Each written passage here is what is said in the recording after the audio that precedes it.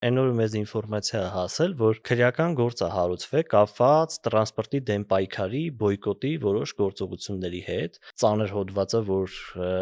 բանի համար դրած է ուղակի, ասենք բոյկոտի որոշակի գործողությունների համար դրած է։ Ոչ ավել ոչ պակաս քաղաքական պատվեր է իմ տպավորությամբ, որովհետեւ վարքյան չկասկածեմ, որ ցանկացած սցենարի մենք իրականում պատրաստ ենք։ Մեր համոզմունքները, արժեքները այն ա եղել, որ մարդիկ պետքա քաղաքականության մեջ ազատորեն մասնակցեն, հատկապես այդ քաղաքացիական նախաձեռնությունը, քաղաքական կուսակցությունը։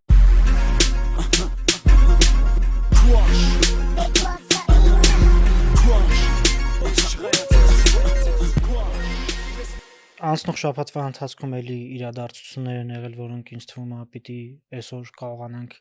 քննարկենք ու տենց լավագույնս բացենք, հասկանանք ինչա տեղի ունեցել։ Չգիտեմ, պարլամենտն էր բավականին sense խառը իրադարձությունների կենտրոնում, Էդմոն Մարուքյանն էր, իմպիչմենտի թեման ոնց որ չի դադարում։ Եկեք ինձ թվում է հենց կարելի է սկսել իմպիչմենտի թեմայից ու Էդմոն Մարուքյանը փաստորեն մասկ կուսակցության կողմից ոնց որ պիտի առաջադրվի ըստ նախագիծ պիտի ներկայացնեն անվստահություն հայտնելու եւ նախագծի մեջ էլ պիտի արդեն ներառեն նոր վարչապետի տեխնացուի անունը, ոնց հասկացա Մարուքյանը իր համաձայնությունը արդեն տվել է։ Հա, իր համաձայնությունը տվել է, նույնիսկ որ իր ուղիղ եթերն է նայում, ինքը զանգեց խմբակցության ղեկավարներին, Ամիջանյան Հայկին ու Սերյան Օհանյանին, ասաց եկեք այդ հարցը քննարկենք, ոնց է տրամադրված, մի հատ հասկանանք, ես ձեր սրտի վարչապետի տեխնացուն եմ, թե չէ։ Այս իրականում հետաքրքիր էր, որովհետև իմ մտքով օրինակ չէր անցնել, որ սենց զարգացում կլինի այս իմպիչմենտի գործընթացը, որովհետև Էդմոնը, եթե չեմ սխալվում, այս իմպիչմենտի գործընթացից առաջ 24 News-ում, եթե չեմ սխալվում, տենց մի հատ հարցազրույց ունի, որտեղ այս իմպիչմենտի գործընթացը ստեյության ինքը ասում է, տենց արհեստական բան է, Քոչարյանական ընդդիմությանը թիրախավորելու համար։ Հիմա բայց հետաքրքիրն է, որ Հովիկ Աղազարյանին լսում ես, ինքը ասում է, դե քանի որ Նարեկ Մալյանն ու Էդգար Ղազարյանը սկսեցինք, մենք էլ որպես նախաձեռնողական падգամավորներ մեր առաջին քայլը կատարեցինք ու իրականում Հովիկ Աղազարյանից դիրքավորումը այդպես շատ հստակ ու լավն է, էլի այս առնում, այսինքն իրանք ասում են մենք չենք խուսափում, հարց չկա, Էդմոնն էլ այդպես լավ տեխնացու չի, բայց մեր ըստ էության դե ինչ-որ կոնսենսուսային տեխնացու պետք է որ այն մնացածը դեմ չլինեն։ Իմ մոտ ես ինչն ամենաշատ տպավորվել հենց այդ զանգի դրվագից, որ երբ որ Հովիկ Աղազարյանն արդեն ասեցին, թե իրենց տեխնացուն ով է ու ում են պատրաստվում առաջադրեն, դե Էդմոն Մարուքյանը մի անգամից լայվ մտավ, այդտեղ այդ զանգի խոսակցություններ արդեն ու հետաքրքիր era, որ ես հիմա կզանգեմ հեսա երկու խմբակցություններին, մեծից փոքր, սկզբից զանգեմ Սերյան Օհանյանին, որպես Հայաստան դաշինք ամենամեծ 28 падգամավոր ունեցող դաշինք, ու այդտեղ խոսակցությունը մոտավորապես սենց է լինում, դե մի երկու բառ ասում է, բան ոնց որ այնտեղից ասում է տեղս հիմա մի քիչ հարմար չի, բան հեսա Մամջանյանը թե չէ, Սերյան Օհանյանը, ասում է ես հեսա կզանգեմ, մեկ է Էդմոն Մարուքյանը, հա, որ ժամին ուզում է լինի, որտեղ ուզում է լինի, ես կգամ, խոսանք, sense մոտավոր sense դիրքը, դե իսկ հետո ասում է դե մի հատ զանգեմ Հայկ Մամիջանյանին, զանգումա չի վեկալու։ Հեռախոսը ու ստե գիտես ես ինչի վրա եմ կենտրոնանում, այս ինձ թվում է շատ մարդ է նկատել։ Առհասարակ երբ որ որևիցե մեկը իրան առաջադրում է ու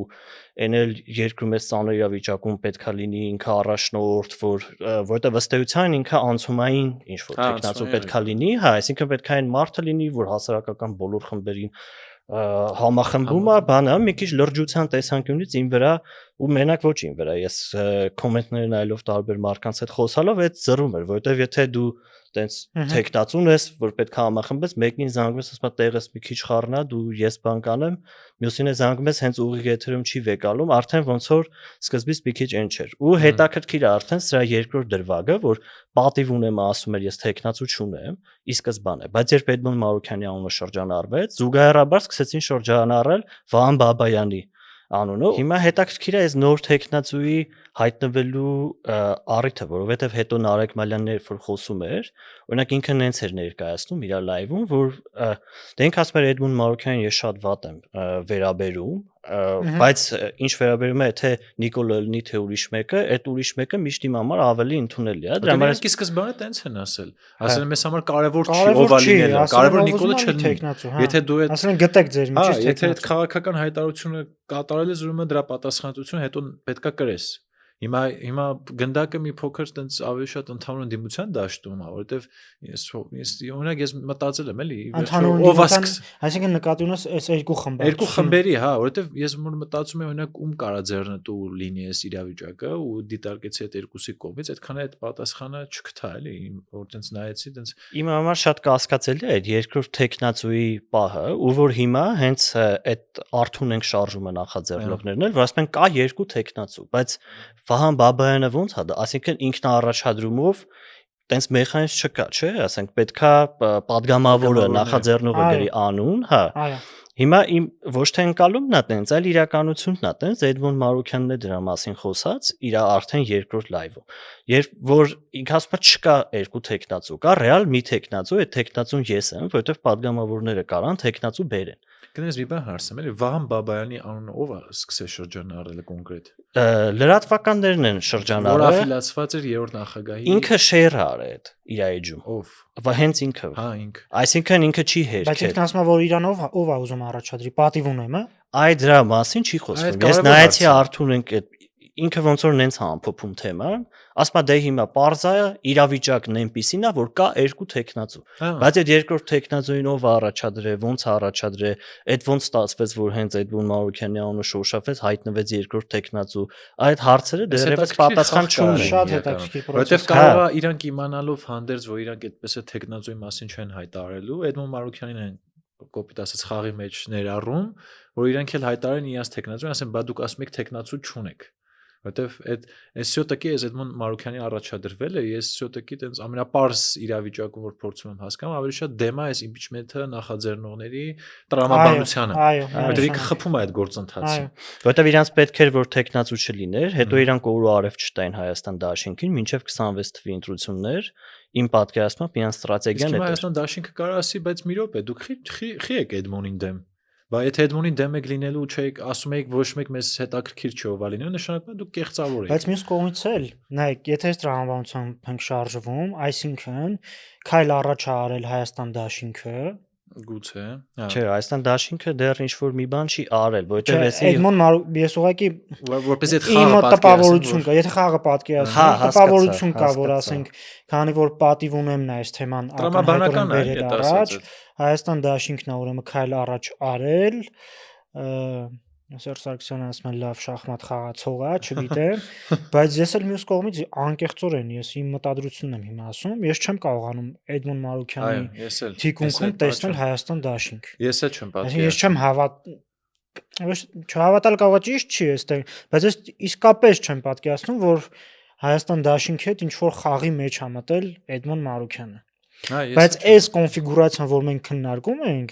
իսկապես Էդմոն Մարուքյանի առաջադրումը որևէ մեկի կողմից նպաստում է,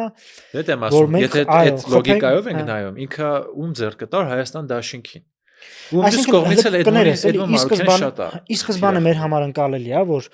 արթուն ենք շարժումը, ոչ ավել ոչ պակաս, աֆիլացված է հենց Սերժ Սարգսյանի հետ։ Իրանք հանդիպումներ են ունենում, պատիվ ունեմ խմբակցության հետ, ասիկան իրանք օրինակ ես հիշում եմ սենց բան են հայտարարել։ Իրանք գործնական հետագիծը դա ապացուցում է այդ ակտերը մի կողմ։ Մարդիկ այստեղ ինձ թվում է ովքեր մի փոքր տենց ավելի լավ են ճանաչում այդ մարդկանց անձամբ, գիտեն այդ աֆիլացիում, ասենք այդ մարդիկ օրինակ վախտին եղել են հանրապետական, մեկը օրինակ Էդգար Ղազարյանը եղել է հանրապետական կուսակցության անդամ, եղել է մարզպետ, եղել է դեսպան, հենց Սերժ Սարգսյանի տարիներին։ Իրանց ամենահեշտ բանը Հայաստանում հասկանալը թե ով ում կողմից է, այսպես sense բարձրացնենք, թե որ մեդիաներում են ավելի շատ հայտնվում։ Այո։ Եթե նայենք երրորդ նախագահի հետ աֆիլացված, չենք ասում հենց երրորդ նախագահին նա այդ մեդիաները, որտեվ չեն կարող այդպես բացարձակ բան անենք, բայց աֆիլացված է,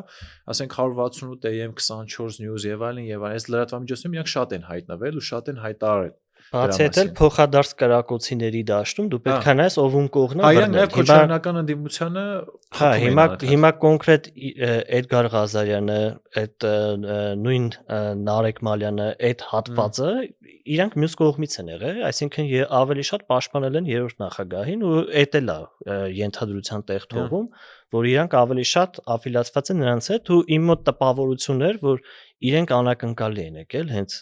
Էդմոն Մարուքյանին առաջադրելու թեմայի հետ կապված։ Նկատի ունես Արթունենք շարժումը, impeachment նախաձեռնողները անակնկալի են Հա, եկել։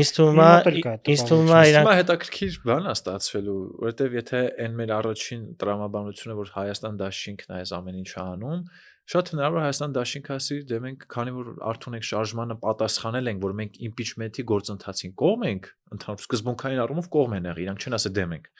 Բայց դեռ հարցեր կան քննարկելու իրանց իրական նպատակների մասին եւ այլն։ Կասեք, քանի որ այս երկու падգամավորները նախաձեռնել են, մեզ համար էլ կարևոր է ինչ-որ անցումային վարչապետ ունենալը։ Հիմա կարա Էդմոն Մարուքյանը շատերի համար խնդրահարույց տեխնացու լինի եւ այլն, բայց քանի որ շատ քիչ ժամանակ ունենք ու դա նաեւ գիտակցում են Արթունենք շարժման նախաձեռնողները, մենք մեր համաձայնությունն ենք տալիս օրինակ Էդմոն Մարուքյանի տեխնացությանը։ Ու այստեղ պատիվ ունեմն է սկսում վատ իրավիճակում հայտնվել, որտեվ մինչև այս իրավիճակը պատիվ ունեմը ոնց որ sense ասում է, այ տեսեք մենք կողմ ենք եւ այլն, Հայաստան դաշինքից արձագանք չկա եւ այլն, հիմա հակառակ իրավիճակը կարա լինի։ Ինձ թվում է իրանք տեխնացու են բերելու Հայաստան դաշինքը, չէ, պատիվ ունեմը։ Իրանք դες պատրաստի ունեն ստորագրություններ, իրանք 6 падգամավորների, բայց իրանք հայտարարել են, որ չունեն տեխնացու։ Ինձ թվում է հիմա իրանք սկսելու են ունենալ տեխնացու ու լոբինգ են անելու իրենց տեխնացուին։ Ինչը բայց մի քիչ բան կթվա նաեւ էլի, այսինքն այդ միֆը կոտրվի, որ իրանք Ես որ ասում եմ միֆը կոտրվի, նկատի ունեմ այդ իրանց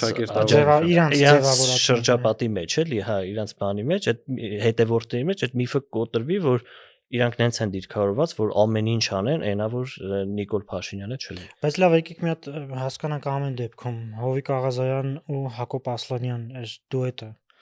ում հետ է խաղում, երբ որ Էդմոն Մարուքյանի տեխնացությունն ուզում առաջադրի։ Իմ համար իսկապես բան է։ Կարող է անկեղծ իրոք, ասենք, կարող է կոնսպիրոլոգիական հիմքով ոչի բանը չկա հիմա։ Բայց ասում այդ մարդիկն են շելի ԿՊ-ի դեմ, sense ես օրինակ որ Հովիկ Աղազյանին ու Հակոբ Ասլանյանին լսել եմ այդ իրանց հերացումից հետո, այսպես ասած։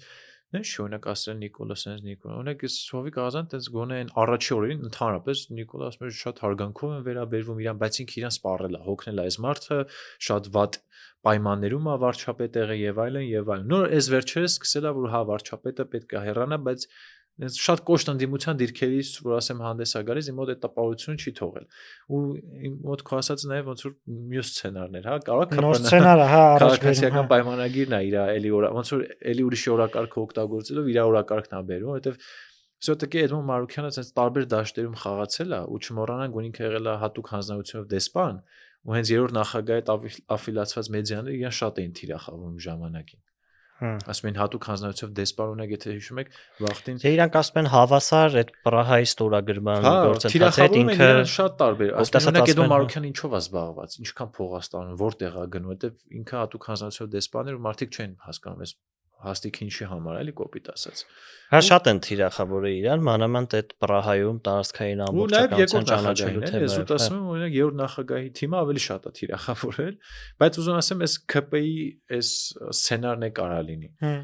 Այս զուտ sense պետք է հասկանալ էլի sense մենք զուտ Այսինքն մի քանի եթե նայում ենք մի քանի հավանական տարբերակ կարա լինի կարան զուտ այդ երկուսը իրանք ուղղակի հա այդ օրակարգի մեջ մտնեն կարող է անկեղծ մտածում են որ ինչ որ տեխնացու բերեն ով որ շատ օդիոս դեմք չի ինչ որ կոռուպցիոն սկանդալներում չի հայտնվել ակնհայտ ասենք հա տարբեր փուլերին իր կարիերայում տարբեր մարդկանց հետ եղել է բայց հիմա այդ էլ են փորձում իրանք էլ ոնց որ թեմայի մեջ են մտնում երևում են մյուս տարբերակն է որ կարա Հայաստան դաշինքը մի բան արած լինի քո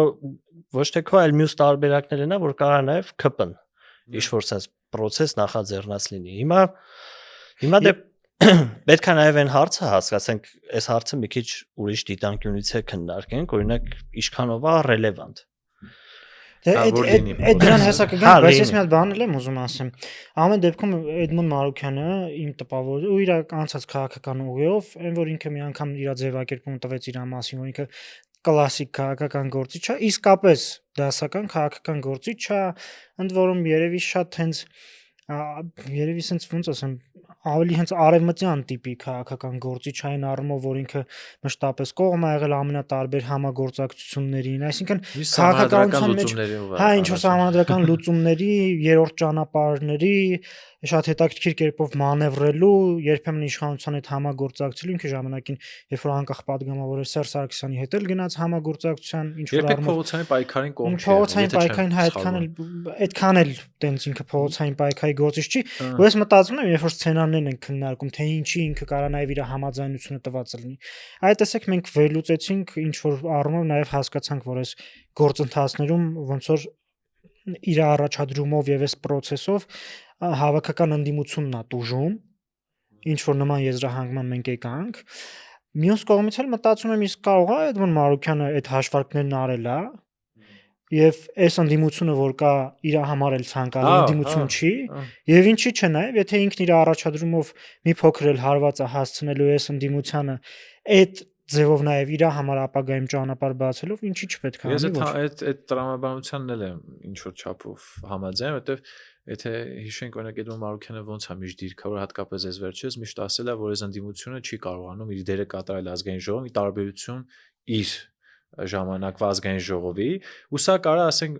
շատ ժամանակ չի մնացել, մի ամսուկես ժամանակ է մնացել, 2 ամիս ժամանակ է մնացել ու ես հենց եմ մտածում, եթե անգամ Հովիկ Աղազարյան եւ Հակոբ Ասլանյան զույգի այս կոմբինացիան ԿՊ-ի կողմից առաջ մղվող կոմբինացիա է, կարա շատ པարզ Էդմոն Մարուկյանը օրինակ հաշվարկ արած լինի, օքեյ, խնդիր չկա, ես մի հարցում իմ շահը համընկնում է, կոպիտ ասած, ընդդիմությանը խփելու ու իր ճանապարհը հարթելու, ինչի՞ չպետք է անի, որ լրիվ հավանական համարում եմ, մանավանդ որ ինքը այն գործիչներից մեկն էր, որ ընդդիմափոխության այս նարատիվը միշտ առաջ է տարել ու շատ է ինքը մեղադրել գործող ընդդիմությանը, տենց ոչ պատշաճ կերպով կոպիտ ասած այդ հարցերի բարձրաձայնման համար, ինչ վերաբերում է իր քաղաքական գործչի կերպարին, ինքը քաղաքական հաղորդակցության մեջ ես համակարծիք եմ, որ արևմտյան ոճի է, այսինքն ավելի քաղաքակիրթ եղանակներով հարց լուծելու երկխոսության կողմնակից հա ուր կանչում են գնում, հա տենց ինչ-որ բան չունի, իսկ ինչ վերաբերվում է պատկերացումների հետ կապված իր արտաքին քաղաքականության մասին, հա, այս առումով ինքը հակառակ թևի մեջ է, ու հեղեղուկ գործիչ է այդ արտաքին քաղաքականության պատկերացումը, որտեղ ես հիշում եմ, ես որ օրինակ 17-ին հարցերին ով է Հայաստանում արևմտամետ Եվրոպամետ կասեի լուսավոր Հայաստանը Էդմոն Մարուկյանը, չի ասի հաստատ հանրապետություն կուսակցությունը, որտեղ այն ժամանակ ես չեմ էլ հիշում, որ իրանք արտաքին քաղաքականության վերաբերյալ ինչ որ սկզբունքային դիրքորոշումներ ունենային։ Ինքը ես հիշում եմ այդ մասով արտաքին քաղաքականության մասով նաև ամենատարբեր այսպես հաղորդումներ եւ իր ընդհանրապես հանրային գործունեությունը որ հետևում ես ինքը տենց խոստովանում է կամ չգիտեմ ոչ թե խոստովանում այլ ասում է որ պատերազմը շատ բան է փոխել արտաքին քաղաքականության վերաբերյալ իր անկալումներին ու նաև այդ հատուկ հանձնարարություններով դեսպանի պաշտոն զբաղեցնելուց որոշակի բանակցություններին տիրապետելուց հետո է որ ինքը օրինակ հասկացել է Ես մոտավորապես եմ հիմա ձևակերպում հասկացել եմ որ ասենք արտաքին քաղաքականությունում ասենք միակողմանի կողմնորոշում չի կարող ունենա ռուսների հետ պետք է հաշվի նստել այդ դրանից հետո պատերազմից հետո իսկապես իր նարատիվները փոխվել է էլի ես չգիտեմ ինքը միջև այդ անկեղծ եղել իր արտաքին քաղաքական հարցերի վերաբերյալ սկզբունքում թե հետո բայց ամեն դեպքում որ իր նարատիվները փոխվել է այդ միանշանակ է Իսկ Հայաստանում քիչ մարդ կա նաև այդ քաղաքական գործունեությամբ զբաղվող մարդկանցից, որ իր կարծիքը դիրքորոշումը տենց միշտ տենց նույնը մնացել է, տենց շատ մատների վրա կարելի է հաշվել։ Բայց երբ որ Էդմոն Մարուկյանը տենց արժեքահեն նարատիվներ է փորձում տարածել, փոքր տենց հա որ ասի օրինակ պետք է ասենց հանենեցա, բայց ես շատ հաճախ ես վերջին շրջանում հետևելով տեսել եմ, որ հենց այդ արևմտյան ցանկացած տիպի օժանդակության այդ թերարժևորման նարատիվը, այդ ժողովրդավարություններ եւ այլն Այս առումով ես մի փոքր տենց արժեքահեն նարատիվներն եմ տեսել, որ ինքը հակարևմտյան նարատիվներ է փորձել։ Հա, հիմա ակնհայտորեն ավելի շատ ռուսամետ գործիչ է, քան արևմտամետ։ Դե հա, չէ, ես համեմատության մեջ եմ ասում, այն թե ոնց որ սովորաբար պիտակավորում են։ Եթե մինչև 17 թվականն արևմտյանցի դիրքավորմանը, ինքն էլ ասում բալանսավորված արտաքին քաղաքականություն, բայց նարատիվների ուղղությունը ավելի շատ դեպի Հյուսիսի հետ հաշվի նստելն է։ Ես կասեի երբեմն որ նայում ես Սուրեն Սուրենյանցի մոտ այդ ավելի մեղմ է, քան այս վերջերս Էդմոն Մարուկյանի, որովհետև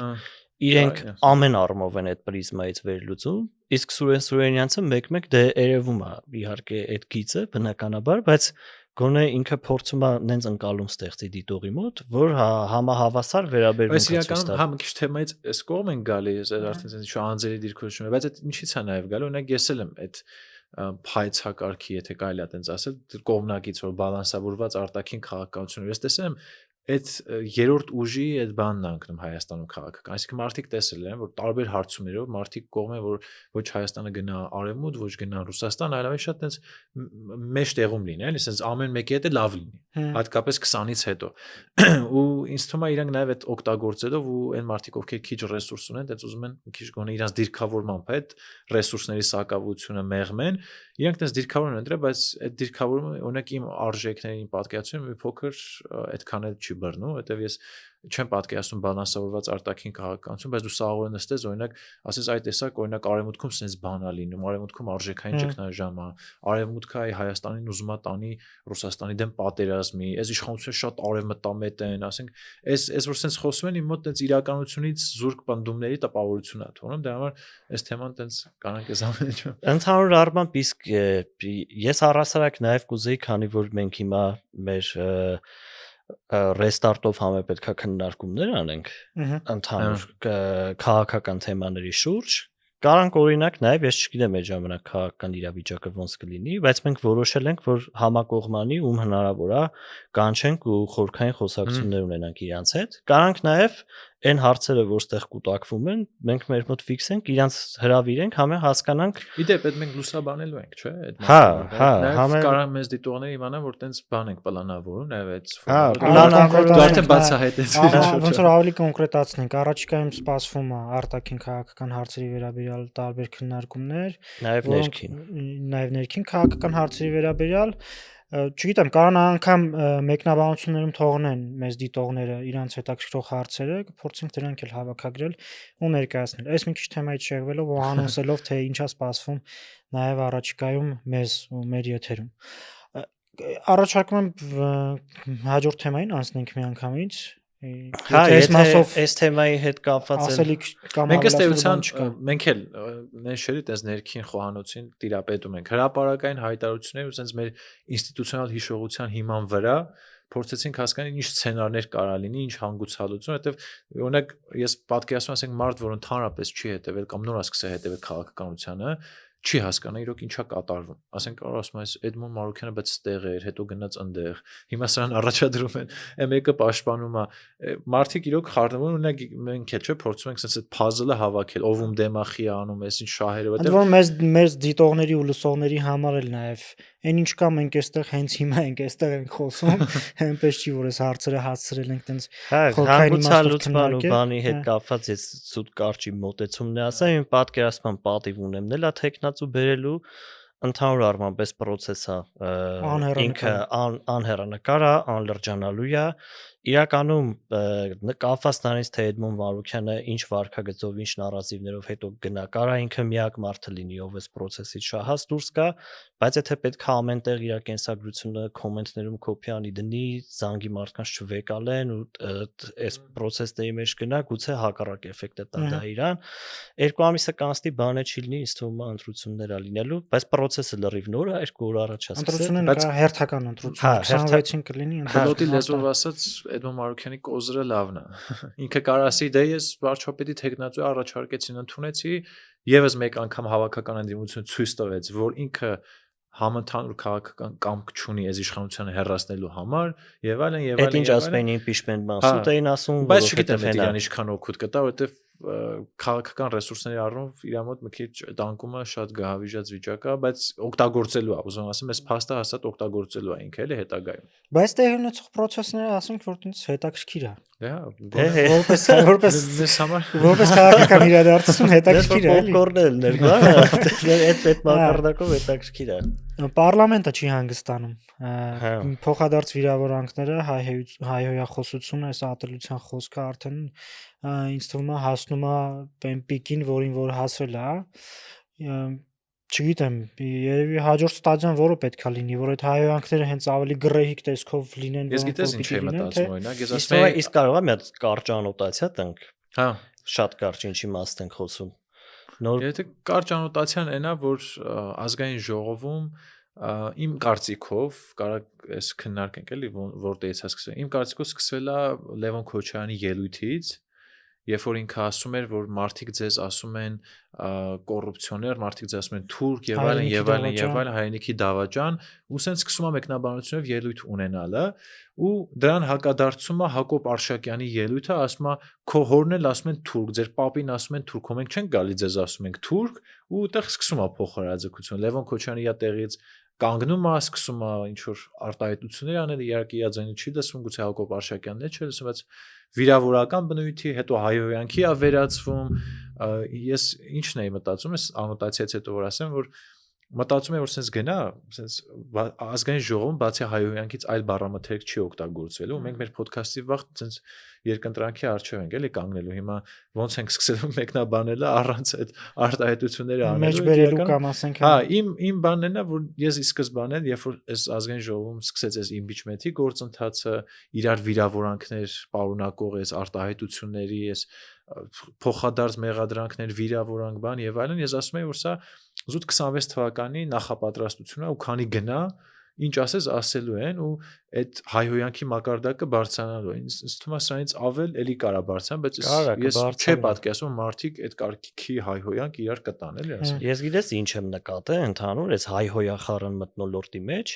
իրականում իմ մոտ տպավորությունն է, որ ԿՊ-ում ներսում քաղաքական հենց այս դիրքորոշում կա, որ քանի որ տարբեր եթերներում, իսկ ասենք հայելի ակումբ կլինի, բան կլինի, տարբեր եթերներում միշտ գրեհիկ դե գալի նստում խոսում են, ով ասես, ու ասում են քանի որ մեր մասին տենց խոսում են, ուրեմն մենք մեզ իրավունք ենք վերապահում, գնալու ենք սաղսել, համարժեք պատասխանենք։ Ու այդ ամեն ինչը դեռևս երևաց Չախոյանի դեպքից, այն ժամանակ որ Ավինյանը հարցազրույց տալուց հենց ամենասկզբից ասեց դե մեր նյարդերն էլա տեղին տալի, մի բան է մենք կարանք ասենք, ավել է կարանք ասենք, հետո որ Անի Խաչատրյանը ասեց ծեծին ծեծ, վիրավորանքին վիրավորանք, հետո դրանից հետո եղավ այդ ծեծ կրտուքը, իրանք ասցին որ սադրում են, հետո արդեն երբ որ խոսացին նախորդ շաբաթվա նիստերի ժամանակ Նիկոլ Փաշինյանը որ ասեց համբալներ, կանգնեց սկսեց գորգռալ, հետո դրանից հետո արդեն եղավ այս դեպքը ու նաև Արսեն Թորոսյանի այդ ելույթը, որ ձեր սենսն է, նենսն է, այդ ասենք մեզ Թույլ չենք տալիս վերարտադրենք։ Պոդքասթի տաղավարում նստած սկիտ այս բաներ չենք ասում, չենք կարող մեկնաբանել։ Բայց արդեն ամբիոնից խոսում են ու ինձ թվում է գնալով այդ անպայման լինելու է, որտեղ դե եթե ելույթների մեջ խորանում ենք, այդ գրեհկա բանությունները ավելի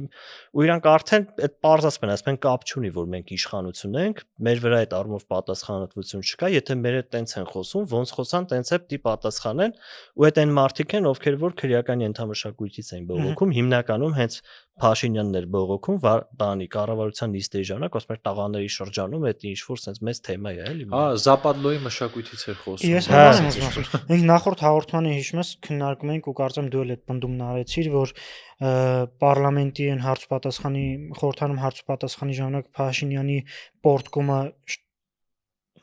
Փաշինյանի պորտկոմը ներողություն հրապարակի ժամ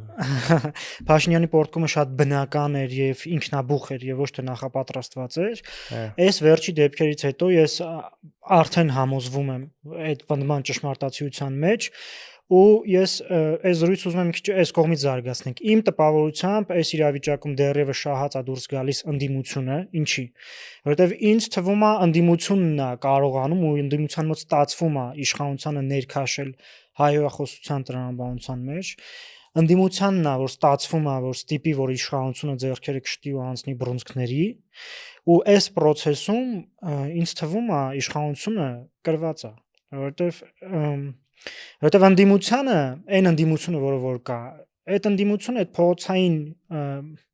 ոնց ասեմ այդ փողոցային դաստիարակությունը իսկապես ստացել է այսինքն մի բան է երբ որ Լևոն Քոչարյանն է հելնում հայհոյում մի բան է երբ որ ասենք Արսեն Թորոսյանն է անում որովհետև այս ժողովուրդը ինձ թվում է Արսեն Թորոսյանին չի ընտրել նրա ընդ որում Արսեն Թորոսյանին չի ընտրել այս ժողովուրդը չի ընտրել բայց Արսեն Թորոսյանին ասենք ոնց ասեմ ավելի պարզ ասած շատ տխուր է ու նողկալի է տեսնել մարդկանց ովքեր այն չեն ինչ որ ներկայանում են Այսինքն մի հատ ուրիշ բան ասեմ դու այդ որ ասում ես դու կոպիտ ասած այն խոսակցությունն ես զարգացնում որ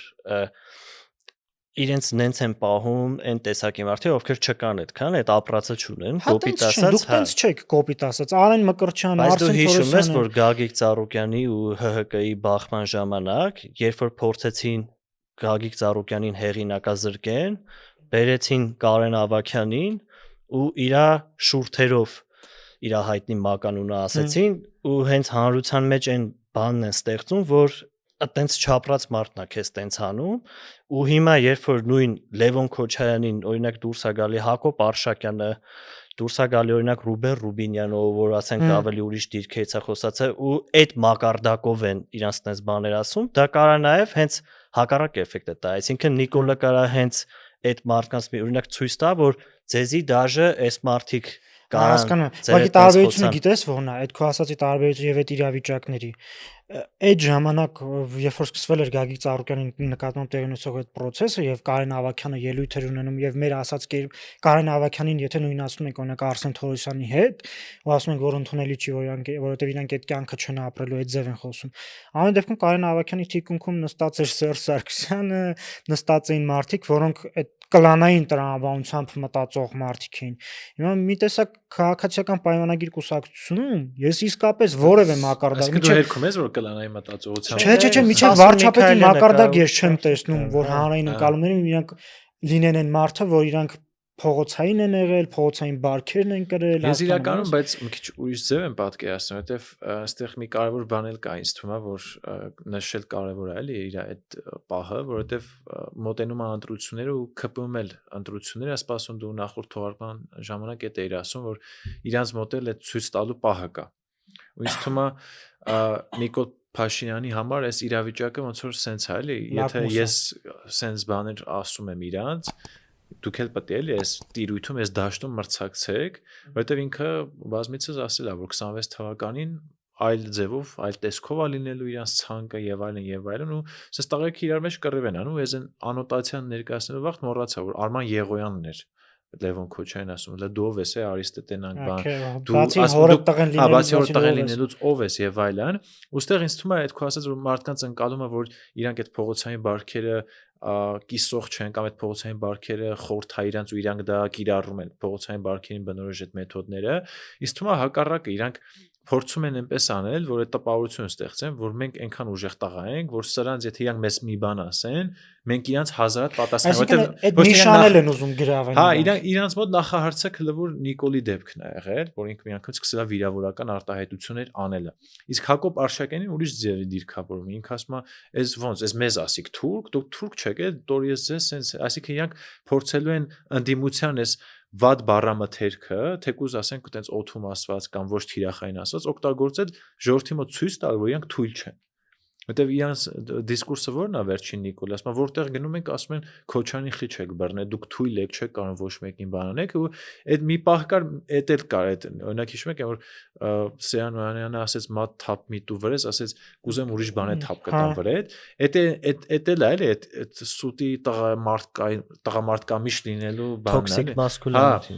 այսինքն ուզում ասի ժողովուրդ չմտածեք էլի մենք սրանցից վախում ենք որ պետք կլինի սրանց հետ արավ է կխոսենք որ պետք կլինի քանի անգամ ա եղել որ ԿՊ ծեծել է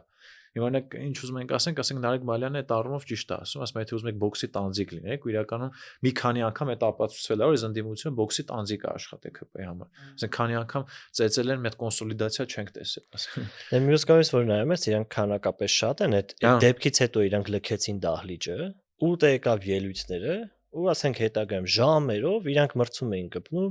որ իրանք բանով թե ով ավելի շատ կարա ինչ-որ տենց կոպիտ ձևով, գրեհիկ ձևով ընդդիմությանը մի հատ իրանց պատկերացումով տեղը դնի։ Երեխեք կռվում են, մեկը գայս է ինչ-որ հետաքրքիր բան ամեն մեկը մի բան ասում։ Ուռճացված եմ սկսում։ Ամեն մեկը մի բան ասում է, այն որ ու երկար ժամանակ դա է գնում, այդ սա համացանցով է տապտտվում։ Բայց չեք կարծում որ ելույթները ոչ շատ Նիկոլի համար էր արվում։ Կամ կոպիտ ասած իրանց բաններ էլի, sense հավատարմություն ցույց տալու որ ԿՊ-ի ասենք բանը լինի, վարչության ընտրությունների ասեն, այ մենք sense բան ենք կարեցի ասենք Արման Եղոյանը կանգնի ասի, ես այս տղեն էր որ գնաց Քոչարյանին ասես դու չես ասում։ Դե ինձ թվում է ցուցակի հենց այդ ցուցակի թեման է, որովհետև բանով նա մամուլում շատ է լուրեր պատտվում, որ հիմա պետքա ռեբրենդինգ լինի 26 թվից առաջ ու նաև ինչ որ մի պահից հիշում եք, չէ՞, սկսեցին նախարարները վիդեոներ նկարել բլոգերների նման ասենք հանրային հաղորդակցության հետ կապված հեսա կերևում է օրինակ հիմա երիտասարդների հետ հանդիպման նախաձեռնություն է սկսել հա այսինքն ինձ թվում է որ իրանց ղեկավարը իրանց ասլա որ դուք քիչ եք երևում որ մեր կուսակցությունում այդքան մարդ կա բայց հանրության հետ շփման հետ մենք կոպիտ ասած խնդրեմ ունենք ու ամեն մեկը փորձում է իրանց ցույց տա հասկանա որ ինքը երևացել է եւ այլն բայց մյուս կողմից եթե մի քիչ ավելի դասական տեսանկյունից է նայենք իրականում ատելությունը բան համ ուշադրություն գրավող է, համ գործողության դրդող է ժողովրդին։ Օրինակ, առհասարակ շատ քաղաքական գործիչների մոտ միջազգային տարբեր ասպարեզներում է, ասենք, տարբեր կայացած ժողովրդավարական երկրներում էլ ատելությունը հստակ գործիք է։ Այդ hate speech-ը ամենալուրջ էլեկտորատ հավաքելու այդ բաժանարար գծեր մտցնելը, ոնց է օրինակ Հայաստանում։ Բաժանարար գծեր մտցնելը ու քանի որ իրանք քաղաքացիական պայմանագրի շանս չունի լայն ասենք օրինակ իրանք երբեք ինչ էլ անեն 60% աջակցություն կամ այդպես մաքուր 50% աջակցություն չեն ունենալու իրանք հիմա պետք է ատելությունը ու իրանք այդ անընդհատ սերմանելու են որ բայց ձեր ընկալմամբ այս process-ից ով է շահած դուրս գալու երկուսն է համանդիմություն ես տենց եմ կարծում ես պատկերացնում ինչ որ բան չի փոխվում ես չեմ պատկերացնում որ օրինակ ԿՊ-ն չի շահում կամ ընդդիմությունը չի շահում ես գնում ուժելու են երրորդ ուժերը այսինքն խորհրդանից դուրս գտնվող ուժերը չկան թեմայի մեջ իսկ եթե դու օրակարգում ասենք մարդը մտնում է մեդիա տենում է մենակ Քոչարյանն է մեկը Նիկոլն է Էդի 21 թվի պատկերն է սկսում կրկնել։ Ու մարդիկ շատ հեշտ են մոռանալու, որ 21-ից 26 տարի անցել ժողովուրդ։ Միջև այս վերջին իրար տապել, ասենք, լավ էլ ընթանում էր, նու մեկ-մեկն այս ընթարումներով, անջատումներով, հովհարային եւ այլն։ Բայց մարդիկ հիշելու են ընտրություններից առաջ մի տարին այդ process-ը։ Ու տենալու են, որ եղել է Քոչարյանը, եղել է երրորդ նախագահ Սերժ Սարգսյանը, եղել է Նիկոլ, ով ուժը։ Բացի այդ կներես, քանի կա այդ կարգի խոսակցությունը, այս կարգի խոսակցությունները միշտ լուսանցքում են։ Հա Իսկ մի հատ ուրիշ բան էլ հասկանանք, օրինակ քաղաքացիական պայմանագրին կամ Փաշինյանի քվե տվողի մոտ այս գործընթացը ոնց հանրադառնալու, երբ որ ինքը տեսնում է, որ Արսեն Թորոսյանը սկզբից ներկայանում էր օրինակ շատ տենց քաղաքակիրթ մարդ, ինքը տենց փողոցային բարքեր կրող, ախր ոչ մեկ էլի ԿՊ-ին փողոցային բարքեր կրողի կերպարով չի ներկայացել երբևէ հանրությանը։ Ու հիմա տեսնում է տրանսֆորմացիան, որ Արսեն Թորոսյանը ազգային ժողովից ամենա տենց վերջի ձևով հայհոյանքներն է հնչեցնում։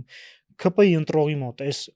վարքագծի վրա ոնց հանրադառնում։ Իրանք գետի ուրիշ ձև են փաթեթավորում, որովհետև իրանք ոչ թե ասում են մենք ուժեղ տղա ենք կարանք ասենք, այլ իրանք ասում են համահանել են, մենք մեզ շատ թույլ ենք պահել, մենք մեզ շատ փափուկ ենք պահել, մենք մեզ շատ իրանց պատկերացրած ժողովրդավարականն ենք պահել, ու այս մարդիկ հիմա բան են արել, հաբրգել են, լիքը լրատվականներ են բացում, սադրում են մարդկանց, մեր կյանքը փչացնում են, դրա համար իրանց հետ մենք պետքա իրանց լեզվով է խոսանք, որովհետև արդեն ստեղներ է, սա հասե ժողովրդին իրանք մի քիչ ուրիշ ձև են մատուցում։ Հա, այսինքն այդ հետո մեր հիշողությունը մի քիչ շատ է, մենք մոտավորապես մենք 17 թվից ամեն օր process-ին հետևում ենք։ Մեր խնդրումը նաև է, որ իրանց որոշակի ձևով ճանաչելով է, որ չենք հասկանում այս տրանսֆորմացիան իրանց։ Իրանք փորձելու են երկու կողմերը, եթե կարելի է այդպես ասել, բևեռացնել հնարավորինս, ու այդ բևեռացնելու համար Յուրին լավ նշեց, այդ ատելության խոսքը հեշտ է։ Այսինքն կամ մեկը որ մեզ ուզում է պատասխանի, մենք ժողովրդի ներկայացուցիչն ենք, մենք դրա համար դրանց տեղը պետք է ցույց տանք ազգային ժողովին։ Ես հիշում եմ այդ, ասենք, հենց այդ նիստի վաղ ինչ որ մարզից դպրոցականներ էին, որոնք եկել էին, ասենք, էքսկուրսիա, օրինակ, դիտելու թե ասենք երկրի թիվ 1 քաղաքական ամբիոնում, ասենք, իրանց վերաբերյալ ինչ որ խոսակցություն կա, կամ ասենք այդ շենքը ինչ խախի են, այս մարդիկ այդքան փող ստանում եւ այլն։ Ու ասենք, չգիտեմ, իրանք ինչ տպավորություններով պետքա վերադառնան տուն, պատմեն իրենց ծնողներին, թե իրանք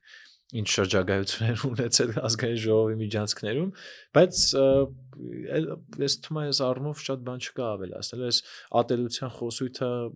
շատերի համար բնական է, բայց երբ որ խոսում ենք թե ԿՊ-ի ընտրողին ինչ կտա, ես մի փոքր տենց ինձ համար այդ ԿՊ-ի ընտրող ասվածն էլ է абստրակտ բան, որովհետև 21 թվականին ԿՊ-ին ընտրողները ԿՊ-ի ընտրողներ չէին մի մասը, այսինքն մի մասը գնացել են ընտրելու, որովհետև Քոչարյանը չկա։ Հիմա այդ նույն սպառնալիքը գեներացվում է ու ասենք լիքը մարդ, որ ասենք կարող է իր այդ շփվեց չհասկանալ, որ ինքը ԿՊ ընտրող գնալու է ԿՊ ընտրի։ Սցենարը որտեվ նույնն է, հիմա դատախազը եկել է 100 միլիոն դոլարի գործ է կարդացել։ Հիմա իրանք չեն կենտրոնանում այդ դատարանով հետ կբերվի ժողովրդին, հետ կբերվի պետական բյուջեով։ Իրանք անընդհատ այդ ասում են, հետո անընդհատ ատելությունը գեներացնում են։ Այն մարդիկ, ովքեր որ արտախորհրդարանական ուժ են ու իրանց հետ չեն լինում, իրանց նարատիվները առաջ չեն տանում, դրանց ասում են ագենտներ, այսինքն իրանք կառուցողական երկխոսության մեջ փաստացի ոչ մեկի հետ չեն մտնում։ Լինի այդ արտախորհրդարանական ուժ, լինեն այդ քոչարանականներ, լինեն այդ երրորդ նախագահի հետ ասոցացվող մարդիկ, ով ուզում է լինի։ Իրականում հա, ես 21 թվականին օրինակ գիտես ինչն եմ հիշում, որ թեկուզ իմ շրջապատում մարդիկ կային, որ շատ չասեմ էլի տենց մտերին, բայց տենց միջին խավից, ովքեր տենց շատ լիբերալ պատկերացումներ ունեն Հայաստանի, տենց ապագայի վերաբերյալ ու հանրային կյանքի կազմակերպման վերաբերյալ, իրան գնացել են Նիկոլ Փաշինյանին ընտրել, ԿՊ-ին են ընտրել, բայց մինչև այդ 21 թվականից տենց շատ սուր այդ ընտրաշավը, իրանք ասել են չեն գնալու ընտրության։ Բայց այդ ատելության այդ բանը ու մեկ էլ այդ Քոչյանի այդ բազմահազարանոց միտինգը, այդ իր լուրջ այլընտրանք լինել, որտեղ պետք է ասել, որ իրական այս բանը գոնե էլի այլընտրանքը Քոչարյանն է, իր ռեսուրսներով հանդերձ։ Ու մարդկանց էլի այդ նույն բանը դրթելու է գնան ընտրության։ Ու ըստեղ երրորդ ուժերը արդյոք կարող են բեկում մտցնել, որտեղ ինձ թվում է, որտեղ ասենք բոլոր հարցումներով մոտավոր շատ ով կողմնորոշված մարդկանց թիվը շատ քիչ է, 20%, ասենք ամեն մեկը ունի ինչ-որ մոբիլիզացված մարդկանց խումբ, մի քանի տոկոս կամ 10% ԿՊ-ի դեպքում եւ այլն, ովքեր ինչ էլ ուզում լինի, մեկը պաշտպանելու են։ Դու ասում ես Արսեն Թորոսյանը ունեք sense որ խոսած, մեկը իրանց թվալը ուրեմն ճիշտ է դա, արդեն հասցրեն է դա։ Մեկը ես մի ուրիշ բան է, axel Արսեն Թորոսյանի ֆակտորը, Արսեն Թորոսյանը լինի չլինի, դա ոչ ավելա, ոչ պակաս։ Հիմա ընդ ուրիշ ինչ որ падգամավոր է ԿՊ-ից, լինի չլինի, դա ոչ ավելա, ոչ պակաս։ Այնտեղ մի մարդ կա, մնացածը ուղղակի տենց մարդիկ են։ Այսինքն Արսեն Թորոսյանը գնա ինչ էլ անի, ինչ էլ խոսա, ինչ չի թվում այդ էական, որովհետև ընդ կոնկրետ մի մարդու այդ մի մարդու շուրջ է այդ ամեն ինչը կառուցված, այդ քարոզարշավները ամբողջը ինքն է անում, այդ սաղ նարատիվները իր նարատիվներն են։ Դրա համար ես չեմ պատկերացնում Արսեն Թորոսյանի ազդեցությունն էլ էլի այս առումով։ Հետո մենք մի հատ ուրիշ քարոզչական գիծ մոռացանք էլի ատելություն սերմանելու հետ կապված։ Ղարաբաղցիների նկատմամբ այդ ատելության արշավը։ Ասենք էդ էլ էր դրա մեջ, որ իրանք ասում են ոնց էին իրանք լրատվականները քարոզչություն անում։ Ասում են ուզում են Ղարաբաղցիներին օգտագործելով իշխանություն վերցնեն։ Ու միշտ այդ էին տարածում, հեսա գալիս են, հիշեք, բան Ղարաբաղյան կլան, ու ասենք ինչ արագ ոչնչացրին ուղակի այդ ցույցերը։ Ոչնչացրին։ Հիմա ուր են այդ մարդիկ։ Ուր են, ասենք, այդ պայքարող ղարաբաղցիները, էլի։ Քանի օր տևեց իրանց հարցը քաղաքական առումով լուծել։ Ատելության վրա։ Ցավալի է, բայց դե հիմա մարդիկ մանավանդ մասաները մեծամասամբ էմոցիաներով են առաջնորդվում ու ստեղ ընկնել էս կոմենկոմ փորձել ուրիշ բան հասկանալ չի լինի, բայց ամփոփելով այս թեման նախ մյուս նիստերին է ինձ թվում է մենք ակնկալում ենք, որ էլի պետքա քաշքշոցի լինի։ Գոնե կարելի է խադրույքներ ընդունել, թե ինչ բառ օգտագործել։ Ասենք կխփեն թե չէ, այդ սեռական բնույթի այս անգամ բայկ օգտագործեն թե չէ։ Ասենք այն աստիճանա ցինիզմը, որ Սարգիս Խանդարյանը խոսում է, դե բայը չի ասել։ Հայմա որ բայը չի ասել, այդ կֆուր չի։ Հա, մի խոսքը։ Այսինքն որ օրինակ ասեն ես ձեր մերը, էդի տոշնի է, էլի դա։ Էդի կֆուր չի։ Էդ էլ է կարևոր, որ հայհոյանքը արդեն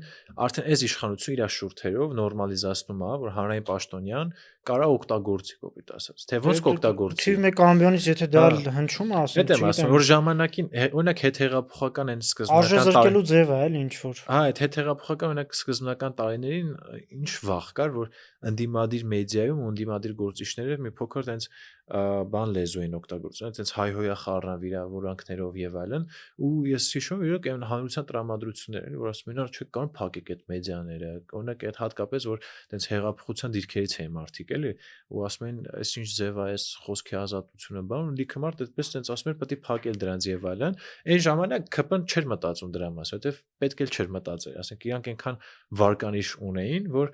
շատերը ասում են, դե թույլ եք, բան, բայց այսքանից հետո մեզ լսողը մարդիկ պետք է հասկանան ոչ թե որ ԿՊ-ն չէր ուզում կամ իրան ինքը իր կյանքում տես չէր պատկերացնում ինքը կարող հայհոյանք օգտագործել, այլ դա ըստ անհրաժեշտության էր։ Այս պահին այլ ճար չի մնում, քան այդ ատելության դոզան էլի գեներացնել, գնալ ընտրությունների հաղթել ընտրություններում։ Այս պահին է դա աշխատում, իսկ 10 ու 19 թվականներին ասենք ԿՊ-ին ասենք հայհոյել, այդ ԿՊ-ին ինչ որ չափով ձեռնտու էր։ որ իրանք ասեն արա դե թույլ ենք Ժորժ ջան նոր ենք եկել էս միջև Իրաց չէին երկակի ստանդարտների հարց կար այն ժամանակ որ մեր դեմ այդ արշավը սկսեց այդ հայ հոյանքները եղան ու այդ հարցը մենք սկսեցինք բարձրացնել իրանք դրա հետ կապված լրիվ հաշտ էին ասում էին դե մարդը որ հանրային գործունեության մեջ է լինում բա այդպիսի բան պետք է լինի հա պատրաստ լինի դրան հետո երբ որ երկու հատ բլոգեր կա հայտնի հաղորդում կա սա աղորը իրանք հրապարակային քֆուր էին տալի պարզվեց որ չէ ասենք այդպես չի տարան դատեցին սանկցիա դրեցին իրանց վրա հիմա հանրային հայհոյելու իրավունք չունեն իսկ դրանից հետո էլ արդեն շարունակությունն է այս Արսեն Թորոսյանի խոսելն է իրանց պատասխան հայհոյելն է երկրի ղեկավարի կողմից մարդկանց համբալ ասելը եւ այլն այսինքն հերթական անգամ իրանք ուղակի անիմաստ խոսում էին ոնց որ այն ժամանակվա այդ հայտնի դեպքերն էր մեր հետ կապված երկակի ստանդարտի վառ օրինակ ուրիշ ինչ պետք է բան լինի ամեն դեպքում այս թեման փակելով մենք զուտ սպասում ենք մենք հորդորում ենք թող ավելի կատաղի անցնեն այդ նիստերը թող ուտեն իրար թող ուտեն իրար բրծնեն մենք է բրծնենք իրանցից միևնույնն է նրանք այդ հանրության այն 60%-ի շահերը չեն սպասարկում ու ինչքան ավելի խոսեն այս ոճով շարունակեն այնքան ավելի արմատավորվելու այդ 60%-ի մոտենքալու 40%-ի շահերը սպասարկում են 40%-ի ինչ որ առումով օգտագործում են ավելի շատ այդ մարդկանց ձայները ակնկալիքներ կա որ երևի սպասարկվում է մի կողմն ասում է թող ավելի շատ հայհոյան լավ է թող ուժեղ լինեն եւ այլն մենք ցավում ենք իրավիճակի համար բայց պոպկորնով բանով սպասում ենք հիմա ինչ վերաբերում է մյուս թեմային դե դպրոցների հետ կապված թեման շնորհակալ մինչև դպրոցներին անցնելը ես մոռացա բանով քանի որ դե մեզ դիտողներից երևի շատերը գիտեն մենք տրանսպորտի դեմ պայքարի նախաձեռնություն ունենք անունը չենք վճարելու ու բավականին ակտիվ գործունեություն ենք ծավալել հիմա այն օրը մեզ ինֆորմացիա հասել որ քրեական գործ է հարուցվել կապված տրանսպորտի դեմ պայքարի բոյկոտի որոշ գործողությունների հետ մենք հիմա դեռևս չենք կարող այդ քրեական գործի մանրամասները ասենք բայց առաջիկայում որպես ասենք որ ունենք գործով ներգրաված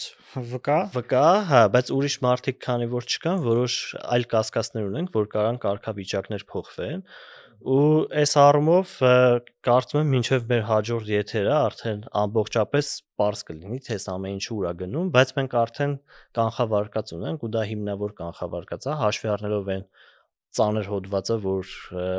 բանի համար դրած է ուղղակի, ասենք բոյկոտի որոշակի գործողությունների համար դրած է, հիմա էլի չենք մանրամասնում, որ ինքներս մեզ որոշակի վնասներ չտանք, բայց երբ որ արդեն հրապարակվեց կարգավիճակները պարզ եղավ, խոսանք ու նաև պարզ կլինի այսօրվա իրավապահ համակարգի գործելավոճը, այն իր հետ կապված, որ կարան բողոքի թեմայով, սոցիալական թեմայով բողոքող մարդկանց վրա գործ հարուցեն, իսկ դրանից առաջ այս իշխանությունների օրոք գործող քաղաքապետարանի աշխատակիցները պայքարող քաղաքացիներին ասեն թուլա լակոտներ, դրանից հետո առասարակ ներողություն չխնդրեն դրա հետ կապված, կարգադրիչների անվան տակ ինչ որ թափթփուկներ ուղարկեն ավտոբուսներ, ասեն գնացեք մարդկանց հետ վեճի բռնվեք, իրանք է մեր նախաձեռնությունից Հիմա Գարիկը որ ստեղ լիներ ավելի մանրամասն կպատմեր, բայց հարգելի պատճառներով ստեղ չի, գնացել են ու լրիվ են փողոցային ցակուլիկական ձևերով փորձել են մարդկանց հետ բան մտնել։ Մի խոսքով այս ավտորիտարիզմը արդեն པարզ է լինում, բայց քրեական գործի հետ կապված մյուս շաբաթ ավելի քրեական գործի հետ կապված ամեն դեպքում հա դեռ սպասենք մանրամասների, դուք էլ մերպես սպասեք, իրապես շատ այսպես տեղեկատվություն չենք տիրապետում, որպեսզի կարողանանք փոխանցել, բայց որպես այսպես ասած անոնս, չգիտեմ, ինչ որ մեկը մեզանից իր քաղաքական մկրտությունը կարելի ասել արդեն ստացել է, հաշվի առնելով, որ նման քրեական գործ է հարուցվել, ամեն դեպքում մեզ դիտողներին էլ նաև փոխանցենք մեր այսպես ասած մեր վստահությունը, որ որևէ վարքյան չկասկածեմ, որ ցանկացած սցենարի մենք իրականում պատրաստ ենք եւ նրանք ովքեր նախաձեռնել են այս process-ը, նրանք էլ ինձ թվում է գիտեն եւ հասկանում են, որ չկա սցենար, որին որ պատրաստ չենք եւ ես կարծում եմ, որ ընդհանրապես եթե ընդհանուր գնահատական տանք այդ տեղի ունեցած գործընթացին, ոչ ավել ոչ պակաս քաղաքական պատվեր է իմ տպավորությամբ։ Գործ կարողեւ ախր որ դուք իմանաք կոնկրետ ինչ գործողությունների համար, դա ծիծաղալ, մառազմ է ուղղակի, այդ բացի պատվերից ուրիշ բան անցալել, դուք ինքներդ կդատեք մի խոսքով, թող ուղակի հիմա մենք Այս ուղղակի կարևոր էր սենց ինտրո տալ, էլի նախաբան տալ, որ հետո սենց մի օր չգանք ասենք, բայց ճիշտ ասած Ժորժ ջան, արդեն սենց Այս կարևոր է, որովհետև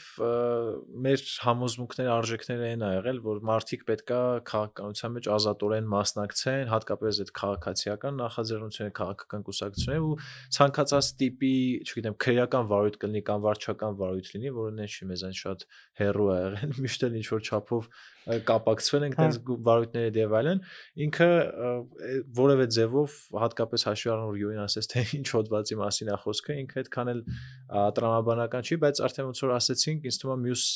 թողարկման ընթացքում եթե հստակեցումներ լինեն, ուզում ենք կանխատեսում որ իրադարձությունները բավական արագ են զարգանում, չի հնարավոր է, ասենք մենք չգիտեմ, այլ ֆորմատով էլ նույնիսկ նենց իրադարձություն արագ զարգանում, այլ ֆորմատով էլ դրա մասին խոսենք։ Մա պետքա գայինք մեր դպրոցների թեմային, որտեվ ինչն է հետաքրքիր, որ անցնող շաբաթվա ընթացքում երկու շատ բան բում դեպքեր եղան, հա։ Առաջինը կապված էր հայտնի ուսուցչուհու հետ, ով իրականում սելեբրիթի դարձավ այդ դեպքից հետո, հա, որտեղ պարզերում էր, որ դպրոցում խավարամտություն է տիրում, ինչ որ արշավ էր այդ կնոջ դեմ, բայց բոլորը արդեն հասկացան ինչի մասն է խոսքը, հետագայում ես նաև նկատեցի, որ հայտնվել են արդեն օրինակ մի հատ բլոգեր կար, բաներ անում, ասում էր ես այդ կնոջը պետքա $1000 նվիրեմ։ Արամ Մելիքյան։ Հա, հետո Ռուստամ Բաքոյանը գնացել էր հյուր, արդեն դրականության առումով արժանի վերաբերմունք էր, որտեվ այդ երեխեքը ընդ ինչ բառամթերքով որ խոսում են կամ ծնողները ինչ կեղծ մեղադրանքներ, որ այս հայացքից էլի իմ գնահատմամբ կեղծ մեղադրանքներ, որ ներկայացնում էին, ընդհանուր առմամբ շատ տենց տահաճ էր դիտել այդ ամեն ինչին։ Այս դեպքին զուգահեռ կար նաև մի հատ Մղչյանի դպրոցում շատ հայտնի դեպք, որ 16 տարեկան երկու աշակերտներ կապել են զուգահեռանում ավելի ցածր դասարանից ինչ-որ երեխայի ու շրթունքներին փոշիանման զանգված են գցել, հետո այն մտքով, որ թմրանյութից կախվածության մեջ գցեն, գա իրանից նարկոտիկ առնի, իրականում այս շատ ինքը սյուր դեպք է, հիմա նախ այս նարկոտիկ բանի հետ կապված սուտ ասեմ, որ փորձաքննությունը գնում է, հələ դրա պատասխանները իրավական առումով հետո կգա, ուղղակի մենք խոսում ենք այն մակարդակով, ինչքանով որ մամուլից տեղակ են, ու ոնց որ տես կոնսենսուսային ընկալումներ կան դրա շուրջ։ Ես մի հատ հարց եմ սենց ուզում տամ, մանավանդ մենք երիտասարդության համադպրոցականների հետ ենք շատ աշխատում, Հայաստանի մարզերում 5 հատ գործընկեր գրասենյակ ունենք, Երևանում ունենք, այ ինչի է հիմա երիտասարդների մեջ այս ինչ էս դեպքերը տեղի ունենում, էլի ինչ է կատարվում մեր աշակերտության հետ։ Իրականում ես ինչ հիշում եմ դրա մասին խոսում է այս վերջին տարիներին, օրինակ այդ Telegram-յան հայտնի ալիքները, որ նույնիսկ ես գիտեմ, ասենք դպրոցների պատերին QR-ներ են դաժե կպցնում, ասենք որ ասենք Telegram-յան էջի միանան ինչ որ ու սկսեն ինչ որ տարբեր բնույթի, տարբեր տեսակների նարկոտիկներին ծանոթանան դպրոցականները կամ գնեն, բայց Ունենք ես շատ եմ մտածել, օրինակ խիա հենց հիմա թե հենց նոր է իրավիճակը փոխվել, թե զուտ մարդիկ նոր են իմանում։ Սկսել դրա մասին խոսել, հա, դա ամենամեծ հարցերից է։ Բայց այն որ Հայաստանում վերջին տարիներին ընդհանրապես այս թեման ավելի արդիական է դարձել, ինձ թվում է այդ տենց է։ Այսինքն այն նույն հայտնի դեպքը, հա, այն որ եթե չեմ սխալվում, ԴՀԿ նախկին պետի հետ էր կապված Միրան Պողոսյանի, ազգանուն եմ մոռացել, չի ուզում անունով ասեի, որ այդպես էլ այդ գործի հանգամանքները չպարզվեց։ Մի տոննա ասում են ԱԾ-ի պատվաներում։ Չէ, դե քննչական կոմիտեի նախագահին հարցրեցին, ամեն հարց տարբեր քրգործից, նաև այդ կակային դեպքից, ու ինքը ասաց հանգիստ եղեք, այդ գործը նորմալ գնում է։ Այդքան բան, այսինքն մնացածի հետ կապված դետալային ինչ-որ բաներ ասաց, բայց թե ուր է կակայինը։ Իմ օրինակ այս տիպի այս խոշոր դեպքերով կասկածամտություն է առաջանում։ Օրինակ եթե ես ծնողն էի, արդեն չգիտեմ, օրինակ իմ երեխուն արժի դպրոց տանել, թե չէ։ Ասենք եթե մեր կյանքի կազմակերպման համար պատասխանատու իշխանություն կա ինչ որ ձևով ընտրված, ու իրանք պետք է ամեն օր գնան գործի, զբաղվեն sense բաներով։ Այդ խոշորներին չեն կարողանում հայտնաբերել, այդ նարկոտիկը Հայաստանում է, դրա շրջանառությունը օրեցօր ավելանում է, դպրոցներ է ներխուժել, պետական հիմնարկներ է ներխուժել։ Ես տեղից եմ բանանում, որ ըստ էության մեր ընդհանուր իրավական համակարգը, ոստիկանությունը եւ այլն ռելևանտ չի այն իրավիճակին, կոպիտ ասած հակառակ կողմը ավելի կրեատիվ է, ավելի ուժեղ է դարձել Հայաստանում ու իրանց նկատմամբ որևէ բան այս բանին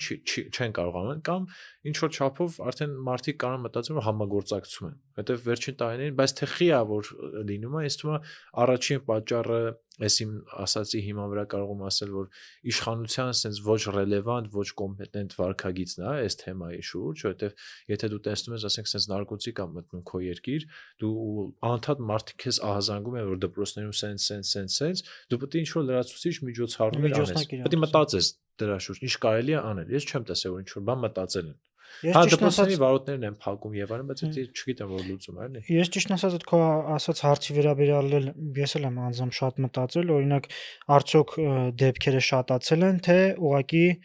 ավելի շատ սկսել են արձանագրվել կամ դրա մասին ավելի շատ սկսել են խոսել։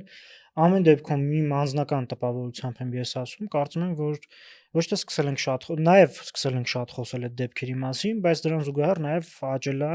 ինձ թվում է օգտագործողների քանակը եւ ինչու՞ չէ նաև դե պաշտոնական թվեր էլ կան որ հրապարակվում են։ Ես մի քանի ռեպորտաժ նայեցի, որտեղ նաև կախվածությունների ազգային կենտրոնի արդեն նախկին տնօրենն էր խոսում, որ իրականում տենց աճ կա, գրանցվել է եւ այլն։ Ես չգիտեմ, որևէ իշխանության համար իմ տպավորությամբ այսպես լավագույն ցանկության դեպքում, եթե չասենք վերացնել, բայց էական կրճատել վստահաբար հնարավոր է sense դեպքերը։ Հատկապես եթե կհիշեք, օրինակ, երբ որ ոստիկանապետի նախկին ոստիկանապետի տեղակալ Հունան Պողոսյանը, երբ որ օրինակ նշանակվում էր Սյունիքի մարզպետ, եթե կհիշեք իր նշանակման հիմնավորումը որն էր նաև, որովհետև հանրության կողմից այսպես լավ չէր ընկալվում, ասում են նշանակում որ նարկոտրաֆիկի ողնաշարը փշուր արվի եւ Նիկոլ Փաշինյանն էր, չէ՞, հենց Նիկոլ Փաշինյանն էր ասում։ Եվ եթե կհիշես նաև այդ ճիշտ ասած այս դեպքը ես հիշեցի ու ինչ որ տենց բան էլ հիշեցի, միջպետական սկանդալի հասնող մի դեպք հիշեցի, եթե չեմ սխալվում COVID-ի ժամանակ էր, երբ որ ԱՊՀ երկրների ինչ որ համաժողով էր, որտեղ նաև Իրանն էր հրավիրյալ կողմ։ Եվ այդտեղ Փաշինյանը երբ որ խոսում էր ու խոսում էին այս տրաֆիկի նարկոտրաֆիայի դեմ պայքարի հնարավոր արդյունավետության մասին համագործակցության ցած նախկինների վրա ոչ միայն ցած նախկինների վրա, այլ նաև Հայաստան-Իրան այսպես միջպետական սկանդալ էր հասնում, որտեղ իշխանությունների օրոք Իրանի սահմանով եկել է, բայց հիմա պայքարում ես չգիտեմ քաղաքական անհեռատեսությունը դեպի ուր կարող է հասնել։ Իհարկե հիմա այսպես խոսում ենք խնդրում ենք Ալիևը իսկապես այդ process-ում չէր հասկանում եւ այդ process-ում նաեւ առաջին անգամ Ալիևը հասկացավ որ ինչ որ նվեր է ստացել իդեմս Փաշինյանի տեսքով այսպես անհեռատես, բայց վերադառնալով այդ թմրա բիզնեսին ու այդ շրջանառության ծավալներին հայ տպավորությամբ մեծացել է ու այստեղ պետք է հստակ արձանագրենք որ իշխանությունները բավարար ջանքեր չեն գործադրում որպեսզի այս դեպքերը կանխարգել են այսօր Երևանի ցանկացած փողոցում կարելի է ցանկացած պատի կարելի է հանդիպել այդ բաները QR-ները, Telegram ալիքները եւ այլն ես չեմ կարծում թե աշխարհում այսպես թմրա բիզնեսի դեմ պայքարի հաջողված օրինակներ չկան վստահաբար կան այդ օրինակները բայց դրանք կիրառելու բավարար այսպես կոմպետենտություն չկա ես անկեղծ վաղուց արդեն այսպես թող մեզ ներեն ոստիկանության են ծառայողները, որոնք իսկապես սիրում են իրենց ծառայությունը եւ իսկապես նվիրված են իրենց ծառայությանը, բայց ես չեմ հավատում, որ Հայաստանի ոստիկանությունը կամ օպերատիվ այլ ստորաբաժանումներ ունեն բավարար կոմպետենտություն այս հարցը լուծելու, կանխարգելելու։ Մյուս կողմից էլ չկա դրա համար բավարար քաղաքական կամք։ Այս իշխանության ներսում անգամ մարդիկ կան, ովքեր խոսում են օրինակ մարիխուանայի օրինականացման անհրաժեշտության մասին, բերելով էլ ինչ որ օրինակներ, որ իբրև թե այդ օրինականացումը նպաստում է որպեսզի ծավալները վերահսկեն եւ այլն, բայց ես իսկապես չեմ տեսնում, որ հետո մենք եկեք ազնիվ լինենք ու այսպես չթաքնվենք էլի բաների, չգիտեմ, քաղաքավարությանը զոհ չգնանք։ Մենք ազգային ժողովի ամբիոնից ենք տեսել ելույթներ, որտեղ առերևույթ ու այսպես տպավորություն է ստեղծում, թե տվյալ քաղաքական գործիչը ինչ որ թմրանյութի ազդեցության ներքո է։ այնտեղ ելույթներ ուներ։ Մենք դες դեպքեր տեսել ենք, էլի Ուղղակի իսկապես։ նայ խնդիր գիտես որն է, որ գոնե, ասենք, թեկուզ եթե խոսքի օրինակ մարիխուանայի օրինականացման մասին ենք խոսում, ախր էդ էլ չեն անում։ Ամբողջ հարցային էդ է իմ մոտ, ասենք, ես որ ասեմ, Այսինքն որևէ քայլ չի ես արվում։ շատ քիչ տենց պատկերացումներ ունեմ, թե ոնց կարելի է այդ ոլորտը կարգավորել։ Ավելի շատ լսել եմ ուրիշներից, թե ոնց կարելի է կարգավորել, բայց դա ինձ համար տենց ոչ վստահելի է եղել։ Բայց խնդիրն այն է, որ իրանք ասում են, օրինակ, էս ինչ օրինականացնենք լավ է լինելու, բայց 7 տարի անցել է, ու դա չեն արել խոսքի։ Եթե դրա ճանապարհը իրանք այդպես են տեսնում որպես քաղաքական ուժ, գոնե դա չեն արել, որ հասկանանք, ասենք, մարդիկ ինչ որ մի քայլ ձեռնարկել են, սխալվել են։ Ոչ մի բան անգործություն է, ես օրինակ sense կբնորոշեի ու նաև որ ոստիկանության մասին ենք խոսում, իրականում ոստիկանության ծառայողները, ասենք, ինձ թվում է, երբ որ կրիտիկական այս մակարդակի է հասնում, իրանց ներգրավվածությունը ավելի sense քիչ է, էլի, այսինքն իրանք սկի բան չունեն այստեղ, ավելի շատ այնց բարձր մակարդակի անվտանգային ծառայությունների կոմպետենցիաների մասին է խոսում, քաղաքական ստորաբաժանումներ կային, օրինակ Արաբկիրի քրեական ոստիկանության բաժնի որոշ աշխատակիցներ ներգրաված եղել են թեմայի մեջ։ Պարեկների հետ կապված դեպքեր կան տարբեր։ Այսինքն ընդհանուր առմամբ ինքը այն աստիճան է այս խնդրը, ասենց ինքը ոչ թե մենակ երիտասարդության մեջ է, ասենց ընկղված է հասարակության բոլոր շերտերի մեջ։ Մյուս կողմից սրա դեմ պայքարի մասով ես մի հատ հետաքրքիր բան եմ նկատել, որ օրինակ իրավապահ համակարգը նույն ձևի գրեթե ռեսուրս է, օրինակ օգտագործում թեթև թմրանյութեր օգտագործողներին դեմ պայքարի համար, մեկ էլ օրինակ ավելի ծանր թմրանյութ օգտագործողների համար, որ ավելի պարզ լինի, օրինակ մարիխուանա օգտագործողն ու ենթադրենք հերոին օգտագործողը նույն ընթացակարգերով են անցնում ու հետեւաբար այդ ոստիկանական համակարգը ավելի հավասար ուժ է ծախսում այս բոլոր կողմերի վրա։ Իհարկե մասնագիտական քննարկման մեջ մենք չենք կարող խորանանք, որովհետև դրա մասնագետները չենք, հարցը տեն շատ չենք ուսումնասիրել, բայց ինչ վերաբերում է երիտասարդության շրջանում այդ օգտագործման ծավալների բարձրացմանը, դա նաև կապված է հասարակական մթնոլորտի հետ, որովհետև սովորաբար, երբ որ ճգնաժամեր են լինում, նմանատիպ դեպքերն են շատ լինում, ու երբ որ ապագայի պլանավորման նկատմամբ sense վստահություն չկա, ու մարդիկ ի վիճակի չեն գոնե մոտավոր պատկերացնեն, օրինակ, իրանք 5 տարի հետո իրանց հետ ինչ հալնելու, անգամ այս երկրում ապրելու են թե չէ, 10 տարի հետո ինչ հալնելու, այս հոգեբանական վիճակը նաև մարդկանց հանգստում է, հա, դնում է այդ ուղու վրա։ Դրա համար ընդհանուր մթնոլորտն էլ սրա հետ կապ ունի։ Կարանք ասենք, որ բոլոր բավարար պայմանները կա, որպեսզի այդ աճը նկատվի, ճակերտավոր ասված բավարար պայմանները եւ բացասական իմաստով ասված բավարար պայմանները կա, որ այդ աճը նկատվի եւ իրականում հանրության որոշ շերտերի մոտ այն մտահոգությունն, որ այ ինչ որ առումով գուցե թե նաև իշխանության թողտվությամբ, որ այսպես է, հիմնավորվում է նաև նրանով, որ դրա դեմ բավարար պայքար հանրությունը չի տեսնում, ծնողները չեն տեսնում, զանգվածները չեն տեսնում, եթե վաճառողը վաճառում է, օրինակ, վերջին ենթադրենք 2 տարում քանի խոշոր թմրադիլեր է նստել։ Քանի հոգի է նստել։ Եթե անպատժելիության մթնոլորտը վաճառելու են, հիմա դրանք ոնց որ գալիս են հիմնավորելու շատ հասարակության լայն շերտերին վախերը, որ իրականում իշխանության թողտվության արդյունքում է նաև սա։ Ուղղակի կամ անուղղակի։ Որտեւ երբ որ պատժի ու խրախուսանքի մեխանիզմները չեն գործում, մեկը դու ինչ ուզում ես արա։ Մարդիկ զբաղվելու են այդ բիզնեսով։ Մենք այդ թեման չենք քննարկել, բայց Ռուբոն հիշեցրեց այդ բանը, այդ թմրանյութերի կանխարգելման ազգային կենտրոնի նախագահ, հա, տնօրենն էր, որ բանը ոնց են արել, աշխատանքից ազատել են, չէ՞, իրեն առողջապահության նախարար հրամանով, իրականում դա էլ էր հետաքրքիր, որովհետև ըստ էության այդ թեման ես էլ օրինակ տենց շատ լավ չեմ տիրապետում, բայց երբ որ իր հարցազրույցն էի նայում, արդեն պաշտոնաթող կամ ազատված հենց տնօրենի հարցազրույցն էի նայում, ըստ էության էլի ինչ որ տենց ներքին հակասությունների, քինախնդրության sense տիրույթում էր այդ հարցը ու ոնց որ այդ անձնական հարցը գերադասվել էր ընդհանուր տենց շահից ու ինչքան որ լսել եմ այդ մարդը կոմպետենտ է ու տենց որևէ մեկը տենց շատ լուրջ տենց հակափաստարկներ չի բերել։ Ես առիթներ ունեցել եմ իր մասնակցությամբ մի քանի հաղորդումներ նայելու եւ բավական այսպես կրթական բաղադրիչներ կոմպետենտ անձնավորություն Հա, կարելի ասել, բավական թե հետաքրքիր ինչքանով է էր։ հաջողի կամ չի հաջողի, Երբ որ դժվար է։ ինքը ներկայացնում էր, թե օրինակ մարդիկ ոնց են այդ, ասենք, մարիխուանայի ծանցում կատարում ու ասում էր, որ տենց ինչ որ թվերով էր նաև ներկայացնում եւ այլն, ամեն դեպքում շատ դատապարտելի երևույթ է ու շատ ցավալի երևույթ է, որ մենք տեսնում ենք, որ դա արդեն ներթափանցել է եւ շատ վաղուց է ներթափանցել դպրոցներ։ Ես չգիտեմ, երևի պետք է հասարակական պարսավանքի մեթոդը փորձենք որպես մենք անհատներ գործի դնել եւ մարդիկ, ովքեր մտահոգ են այս թեմաներով եւ պարբերաբար խոսել եւ իրազեկել այսպես հատկապես մեր երիտասարդներին, մեր շրջապատից դուրս նաեւ ավելի փոքր եւ պետք ինձ թվում է մենք գոնե թե այլ գործիք չունենք, քան որ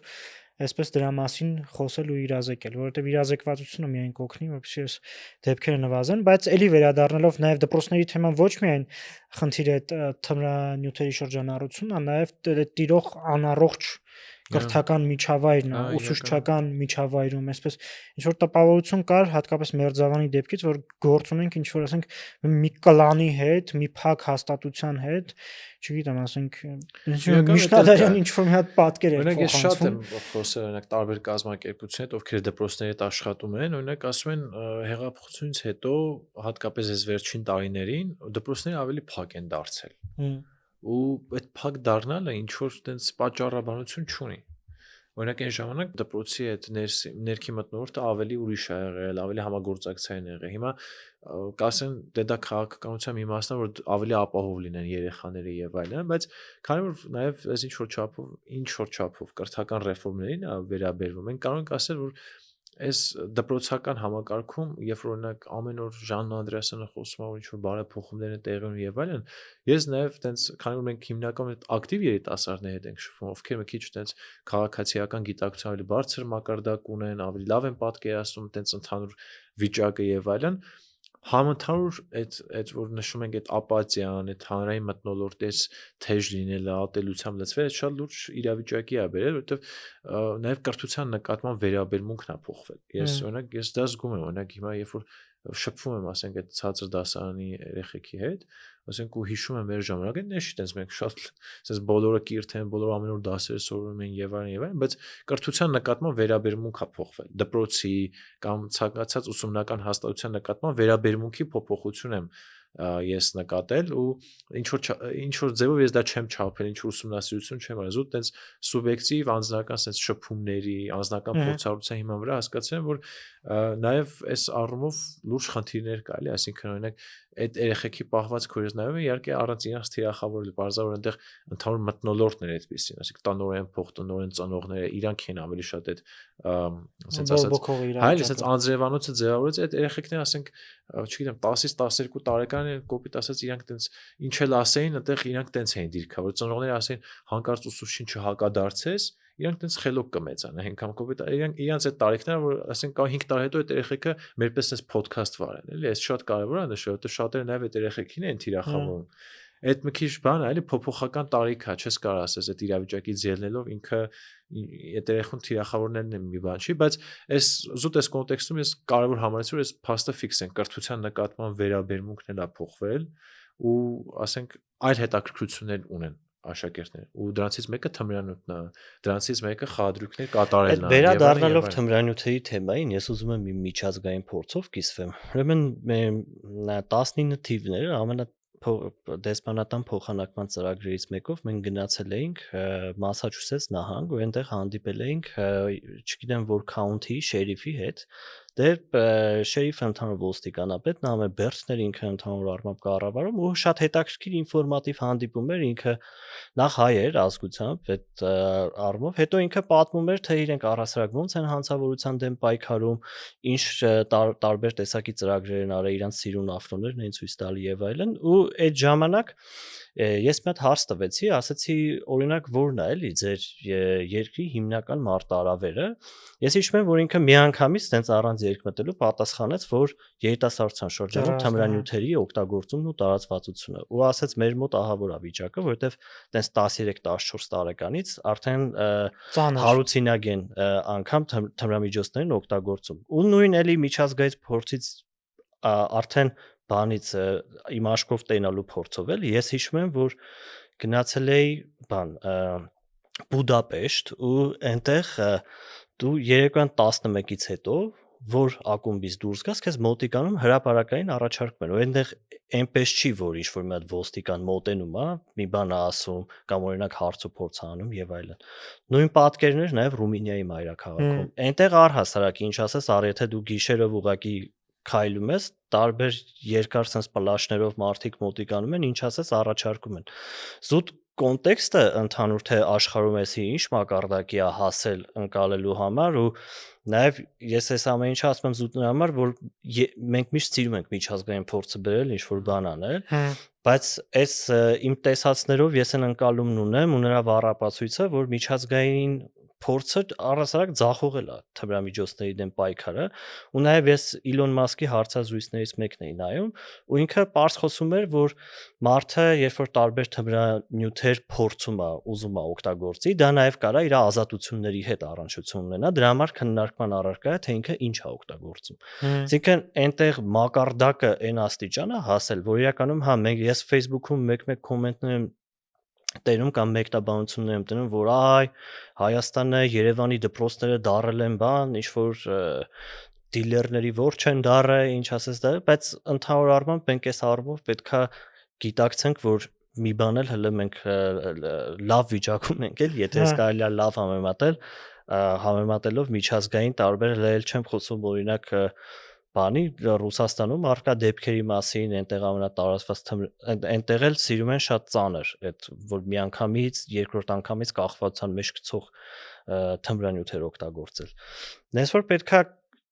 քանի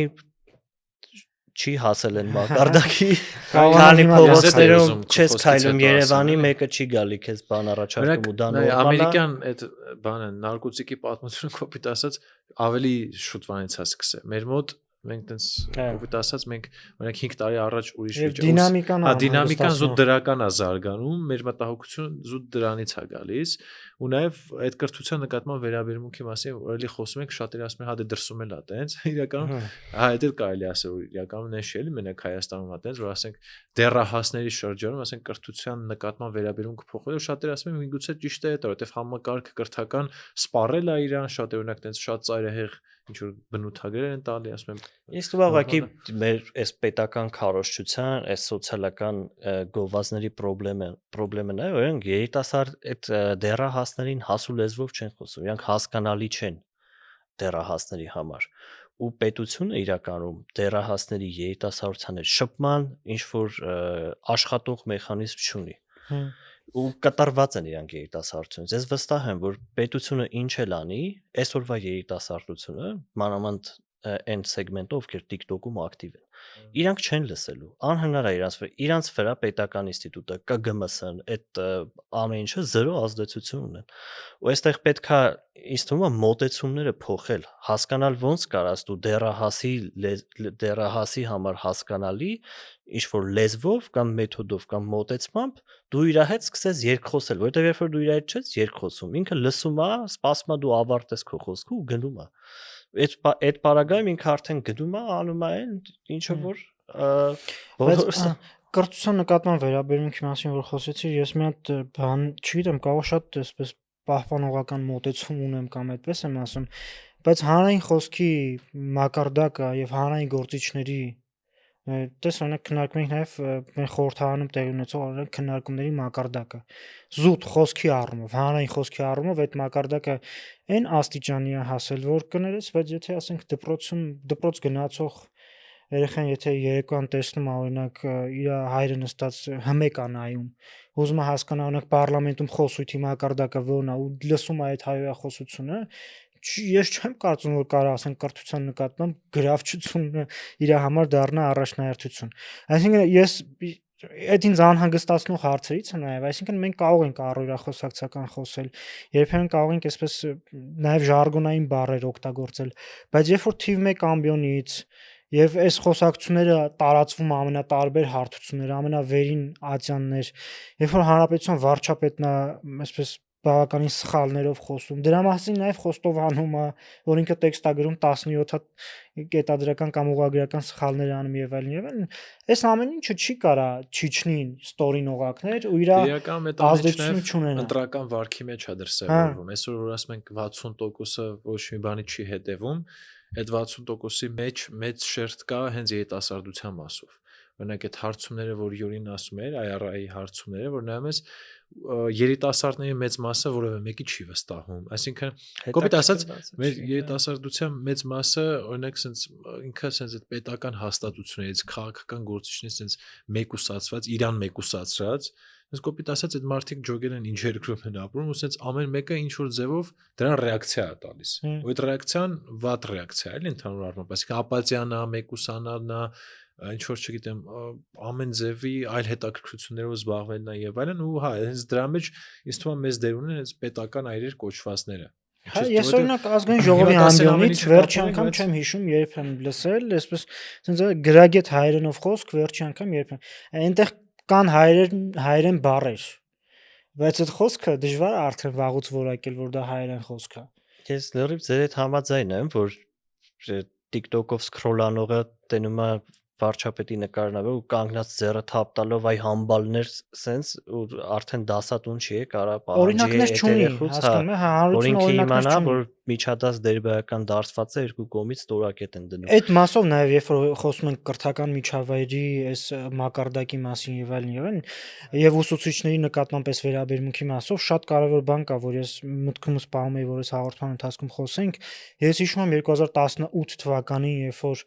առաջին ընտրություններն էր տեղի ունենում Երևանի, ավականու ընտրություններն էր, Հայկ Մարության թեկնածու էր, եթե չեմ սխալվում, Շենգավիթ համայնքում հավաքի ժամանակ Փաշինյանը երբ որ խոսում էր, իր հայտնի են հրահանգը տվեց, որ պարկեցնել ասֆալտին եւ այլն, ախրանիկների զինաթափել եւ այլն, այդտեղ ինքը մի այսպիսի ելույթի մեջ մի կարևոր միտք ասեց, որ այդ պահին շատ կարևոր էր հնչում, բայց պարզապես պոպուլիստական էր։ Ինքը ինչ էր ասում էր, այլևս մեր հասարակությունում պիտի հեղինակություն դառնան բանվորն ու ուսուցիչը, մտավորականը։ Շատ Կարեն Դեմիրճյան երևույթ է։ Դա նաև դա գիտես, ասենք, տենց երբ որ մարդ տենց ելույթ է ունենում հեղափոխությունից հետո, այ դու մտածում ես, որ ինքը նաև ուզում է արժեքային հեղափոխություն անի։ Այսինքն ինքն ուզում է, ինքն ասում էր թաղային հեղինակությունը, կրիմինալը եւ ախրանիկները, ախրանիկապետությունը, այդ օլիգարխիան պիտի արժեզրկվի, այդ քրեական մշակույթը պիտի արժեզրկվի եւ այլևս հասարակության համար պիտի բանվորը, իր քրտինքով աշխատող, խելոք մարդը եւ ուսուցիչը եւ մտավորականը պիտի դառնան հեղինակություն։ Բայց եղավ մի բան, որ իրականում, այսպես ասած, այդ արժեքային դեգրադացիա երկուսն էլ հեղինակազրկվեցին։ Հիմա ինչ արժեք։ Թաղային հեղինակություններն էլ ինչ որ առումով հեղինակազրկվեցին այս իշխանության օրոք, մտավորականը որ ամեն ինչ հեղինակազրկվեց։ Արժեք էլ չուներ, էլ ավելի արժեք։ Ժամանակ իրական նաև հաշվի առնելով իր սոցիալական բազան, այսինքն իր հանրահավաքներին ովքեր են գալ, ովքեր են պոտենցիալ ԿՊ ընտրողները, այդ հիմնականում հասարակության այդ ստորին շերտում կամ սոցիալապես ոչ լավ պայմաններում գտնվող մարդիկ էին, ու Նիկոլ Փաշինյանը այն ժամանակվա այդ դիսկուրսը ավելի շատ ձախ էր, սոցիալական պոպուլիզմ էր, դա ավելի շատ ներկայացնել, որ այ այսօրվա բանվորը մի օր կդառնա վարչապետ, այ եթե դու էլ ձգտես, դու էլ կհասնես, ամեն ինչ անեն, որ դուք լավ ապրեք եւ այլն։ Ռոբերտ Ղուկասյանին մարզպետ նշանակելու, չէ, իր խորհրդական Կալավանցի հայտնի Ռոբերտ Ղուկասյանին իր խորհրդական նշանակելու հիմնավորումը եւ նաեւ այսպես պոպուլիզմը իր ողջ հմայքով դրա մեջ էր, որ այ ինքը Կալավանում լավ պրոյեկտ է արել, այս մարդը պետք է այս գյուղից գա, մտնի պարլամենտ, ինքը պետք է իր այդ գյուղացու շորերը հանի արդեն փողկապ կապի, sense message էր տալիս, բայց վերջնարդյունքը այն եղավ, որ մենք տեսնում ենք, որ իրականում իսկապես Խաչատուր Սուքիասյանը դարձավ ու բացի այդ հիմա իրանք հիմնական արժեքը, որ ասես դրած ռոպագանդում են, այդ հիմնականում աշխատել հարկ տալն է ու այստեղ հաց, այստեղ կաց։ Այս բանն է, սրա մեջ տրանսֆորմացիան սենց հայ տեղի ունեցել։ Իհարկե օրինակ ես էլ ինքս այդ մատերիալիստական մոտեցումը չեմ բացառում։ Բնականաբար մարդը որ ապրի, որոշակի մատերիայից բաղկացած ինչ որ բաներ են պետք, բայց երբ որ դու հիմնական պետական քարոզչությունը կառուցում ես դրա վրա, արդեն այդ ժամանակ դու ինչ մեսեջ ես տալի հենց նոր սերնդին, որովհետև եթե մարդը փոքրուց մտածում է, որ իր նպատակը նա ինքը մի բան աշխատի, պետության հարկը տա պրսնի պետությունից ու միձև ինքը կոպիտ ասած յոլա գնա, այս ժամանակ արդեն իր մոտ այն գաղափարն է դոմինանտ լինելու, այդ քյարի գաղափարը, որ մարդուն ինչ հարց տաս, ինչ ասես, ինչ առաջարկես, միանգամից ստացելու է, հա, իմ քյարը որն է։ Այդ պարագայում օրինակ ստամոքսի մասին մտածող հասարակության կառուցման փորձ սովետը արեց կոպիտ ասած այն ժամանակ ու մենք տեսանք թե դա ուր տարավ ու պետությունը այնքան մինչև այդ խորհրդային ժառանգություն մենք ունենք օրինակ քաղաքացիները այդ մի բանը իրանք շատ դեպքերում ճիշտ են որ ասում են պետություն մարդը իր հետ չի ասոցացնում այդ բայց այդ որտեղից է եկել հենց եկել է այդ շատը մատերիալիստական մոտեցումից որ ամեն ինչը միայն շոշափելին է դրա համար պետությունը միշտ ընկալվել է հերո ինչ որ տեղ մի հատ բան դու կապ չունես այդ պետության հետ։ Ու նաև անկախացումից հետո էլի պետություն չեն տեսել, էլի всё-таки։ Հա, օրինակ որ պետությանը գցելը գլուխ գովալու թեմա էր։ Եթե պետությունից մի բան պոկես, ուրեմն դու շուտ ես։ Որ պետությունը ավելի շատ այդ բաժիչ մեխանիզմներ ու տենց հերո, եթե դու տենց քաղաքականություն շեյր խոսում, կոպիտ ասած պետությունը ինչ որտեղ կար, բայց դու տարածած ինչ որ բան էր։ Բայց հետո պետությունն էլ այս անկախացումից հետո ավելի շատ ինչի հետ ասոցիացվել, եթե ինքը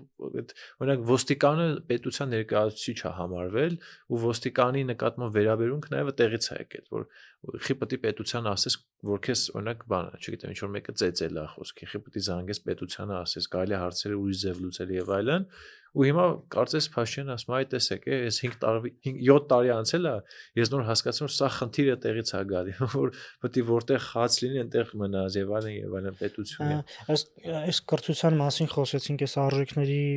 անկալման մասին խոսեցինք, իմ մոտ բան է հետաքրքիր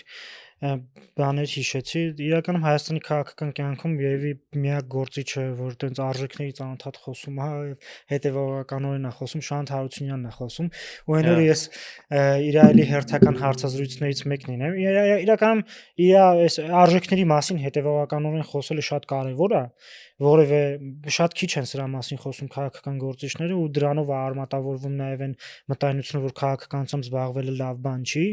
բայց ինքը օրինակ հակառակն է փորձում ապացուցի լիքը մտքերի հետ իր արտահայտած շատ մտքերի հետ ես համաձայն եմ ու հետաքրքիր ու ասեն զավեշ տալի բան էր ասում էր օրինակ 91 թվականին Հայաստանում Նիկոլ Փաշինյանի կերպարով մարդը չէր կարող ընտրվել հանրապետության նախագահ կամ վարչապետ, առաջնորդ չէր կարող ընդունել ու ինչ էր ինքը հիմնավորում, ասում էր ինքը դե ամբողջ կյանքը այդ խորհրդային կայսրության դեմ պայքարած եւ այլն բան, բայց սովետի վերաբերել մի դրական բան ասում էր 91 թվականի դրությամբ Հայաստանի բնակչության մեծ մասը ուներ սովետական այն ընկալումը, որ ինտելիգենցիան լավ բան է, կրթությունը լավ բան է, ու ինքը գնում էր կրթված մարդու հետևից։ Հետևաբար ասում էր Նիկոլ Փաշինյանի պես ասում էր թերուս կիսագրագի հետ, ասենց անգրագի հետ մարդը, ասում էր չէր կարա դուրս գալ հրապարակ, ու ինքը ընկալվեր։ Ու ես այդ մտքի հետ ինչ եմ համաձայն, նաև ափսոս է իհարկե, որ մենք այս հանգրվանին ենք եկել, բայց 34 տարեկան այս պետության այս տրանսֆորմացիան որ նայում ես, իսկապես այդ տասնամյակների ընթացքում Տեր-Պետրոսյանի, ասենք, Ռոբերտ Քոչարյանի ու Սերժ Սարգսյանի եւ հիմա արդեն Նիկոլ Փաշինյանի, երբ որ այդ մարդկանց հանրային խոսքն ես նայում, իսկապես հանրությունը ընտրել է իր նմանին։ Այդ իրավիճակում ոնց որ եկել է։ Ես չեմ ասում թե Ռոբերտ Քոչարյան կամ Սերժ Սարգսյանը իրապես արդար ընտրված են, բայց իրանք ինչ բարքեր բերել են, ոնց որ ինչ սերմանել են։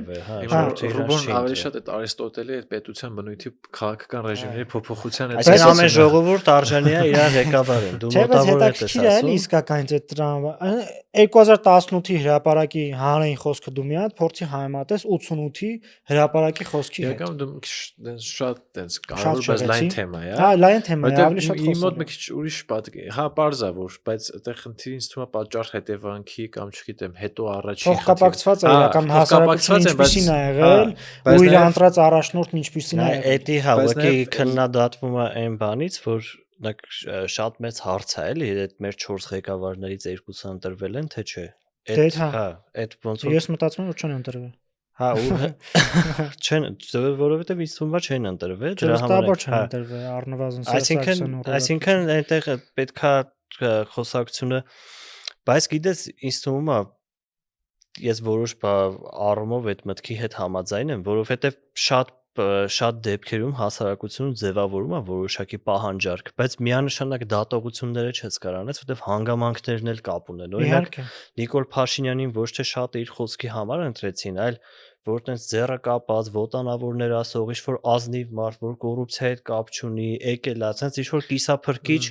վիճակի մեջ, հետո արդեն իրան պահեցին իշխանության զուտ նրա համար, որ մյուսներից վախում էին։ Այսինքն այնպես չի էլի իր այրույթի։ Շատ տեխնաժամային ու էքստրա իրավիճակներում ընտրված վարչապետ է։ Все-таки ժողովրդային վերլուծություն։ Այսինքն ոչ թե հերթական ընտրություն է եղել ու ժողովուրդը ինչ որ տրանսֆորմացիա տեղի ունեցել ընթացքում եկել է Նիկոլ Փաշինյանին ընտրել է իր քաղաքական ծրագրով եւ այլն, այլ Հայաստանում այո, քանի որ երկուսի վերաբերյալ հստակ, ասենք, բնդուն կարծիքներ, փաստեր կան, որ չեն ընտրվել, այդ դրանից բխող ճգնաժամը տեղի ունեցել ու կար, ասենք, ով ասես ընտրվեր։ Նաև շատ հարցան դրա մասին խոսելուց շատ գրական, եթե ինչ-որ մեկը ոսկեղենիկ հայրենով սկսի մարդկանց համոզել, որ միութենական պետությունը լավ բան է, կարող է չստացվի, էլի։ Այսինքն թեմաներն է կապ ունեն։ Ես առաջարկում եմ բան անենք, մենք կամաց ամփոփենք, իրականում լավ էր, որ արժեքների հետ կապված քննարկման հարցը ոնց որ քննարկման առարկա դարձավ, Շանթ Հարությունյանի հետ առումով մենակ չթողենք, բանավանդ էս հաց, կաց, տամոք, էս իրավիճակների մեջ։ Առաջարկում եմ ես իրականում առաջիկայում նաև մենք առանձին թեմա սարքենք եւ հնարավորինս բոլոր էպիզոդներում նաև այդ դրական, որովհետեւ այսօր մենք օրինակ խոսեցինք շատ տարբեր թեմաների մասին, օրինակ այդ դպրոցական միջավայրում երիտասարդների շրջանում այս խնդիրները իրապես գալիս են նրանից, որ դու էլ օրինակ քո խոսքում ասեցի, որ օրինակ հասարակությունը կամ երիտասարդները լավ օրինակներ չունեն նմանվելու, դրա համար գնում են օրինակ բացասական օրինակ կամ բավարար միջավայր է ստեղծվում, երբ որ չունի լավ օրինակ դրան հետևից իդեալներ չունի դրա հետևից գնալու, ընտրում է այն ճանապարհը, որը այդ առումով նաև այդ արժեքների հեղափոխության մասին հիշեցի, որ Շանթ խոսում է միշտ, իրականում այդ կարևոր բանն է, որովհետև 18-ը ինքը պետք է արժեքահեն փոփոխությունների տաներ, էլի ոչ թե հաց եւ կացի կամ չգիտեմ այս լճացումները, պարլամենտական այս հայհոյախոսությունը, այս դեգրադացված վիճակները իրականում հենց դրա արդյունքն է նաև ինչ որ առումով նաև։ Օրինակ այդ Նիկոլը որ ինչ որ թվերի մասին է խոսում, այդ ինքը ինչի համար է նաև խոսում, այդ արժեքներ եւ այլն լայն հասկացություն, լղոզի ինչ որ իրական Հայաստան, հաց կաց եւ այլն, որովհետեւ շատ քիչ բան ունի ասելու, որ 18-ից հետո ընդհանուր ինքը կարեցել արժեքային հեղափոխություն ունի Հայաստան, որովհետեւ հակառակն է տեղի ունեցել ինչ որ չափով։ Ես մի բան կամ հետա գալ են հին բարքերը, նաև այս շատ հետաքրքիր է, օրինակ Արմեն Սարգսյանը երբ որ նոր էր եկել ու իր PR-ը արվում էր, որ հեսա պիտի ինտերվյու նախագահ, ինքն էլ դե ավելի շատ է տեխնիկական բնագիտական կողմի այսպես կրթություն ստացած մարդ էր եւ այդ ժամանակաշրջանը եթե կհիշեք 16-17 թվականներին Հայաստանում ինչ-որ շատ պոպուլյար էր դառը, անընդհատ խոսում էին տեղեկատվական տեխնոլոգիաների զարգացման դրա հեռանկարի մասին, ու ես հիշում եմ ինչքան մարդու էր, օրինակ արվեստի բնագավառում խորացած, չգիտեմ, ինչ-որ ջութակահարներ կլինեն, երաժիշտներ, ինչքան մարդու էր սկսել նյարդայնացնել այն, որ ամբողջ պետական քաղաքականությունը լծված է խոսելու տեղեկատվական տեխնոլոգիաների օրինակ զարգացման, Հայաստանը դառնա մի հատ էլ առանձին սիլիկոնյան հովիտ եւ այլն բանման, ու հետին պլաններ մղվում, օրինակ, չգիտեմ, լավ դերասան ունենալ, լավ երաժիշտ ունենալ ու այսպես շատ թեմաներ հետին պլան էր մղվում, այս առումով, չգիտեմ, այդ էլ ուղղակի ես հիշեցի, որ հաճախ որոշ թեմաներ ստորադասվում է այլ թեմաների, մինչդեռ դրանք պետք չի ստորադասել, ուղղակի պետք է զուգահեռաբար փորձել զարգացնել ու առաջ տանել։ Հա, այդ միջավայր հիմա Հայաստանում հեղինակություններ չկան, կարելի է ասել, բացարձակ, ոչ մեկ բոլորի վրա թքած ունեն, բացի բլոգերներից երևի, հիմա բլոգերներն են հեղինակություն։ Հա։ Դե, բայց տխուր նոտայի վրա չհավարտենք այս խոսակցությունը, ամեն դեպքում մենք եթե չհավատանք, որ ինչ-որ բան դեպի դրականը կգնա, իսկ ինչ-որ բան հաստատապես կգնա դեպի դրականը, ինձ թվում է առհասարակ չենք հետաքրքրվի այս թեմաներով ու չենք զբաղվի նրանով, ինչով որ զբաղվում ենք։ Մենք կոնկրետ ես մտածում եմ, որ կամաց ամեն ինչ էլ հնարավոր է, ես շատ եմ կարևորում առաջնորդների դերը, մարդը որ կարողունական մի բան կարում է անում է։ Հուսամ այսօր այսքանով փորձենք սահմանափակել։ Հա, այս զանգները հրապարակի ժամն է հիշվելու այս հաղորդումից։ Մյուս անգամ կփորձեմ սա չլինի։ Փորձենք սրանով ավարտել, մեզ դիտողներին խնդրենք, որպեսզի շարունակեն հետևել, մեկնաբանել, եթե կան հարցեր, քննադատություններ, խնդրում ենք դրանք մեկնաբանություններում գրել, մենք անպայման դրանցից հետևություններ անում ենք եւ կփորձենք առաջիկայում եւս դրանց անդրադառնալ։ Այսօրվա համար հավանելու կոճակն էլ հավանելը, տարածելը անպայման, հա, դա շատ օգնում է, որպեսզի այս տեսակ զրույցները տարածվեն։ Եթե կա ավելի այսպես քննադատական խոսքեր, շատ ավելի ուրախ կլինենք, որովհետեւ դա եւս նպաստում է, որպեսզի որոշակի առաջխաղացում արձանագրվի։ Այսօր այսքանը։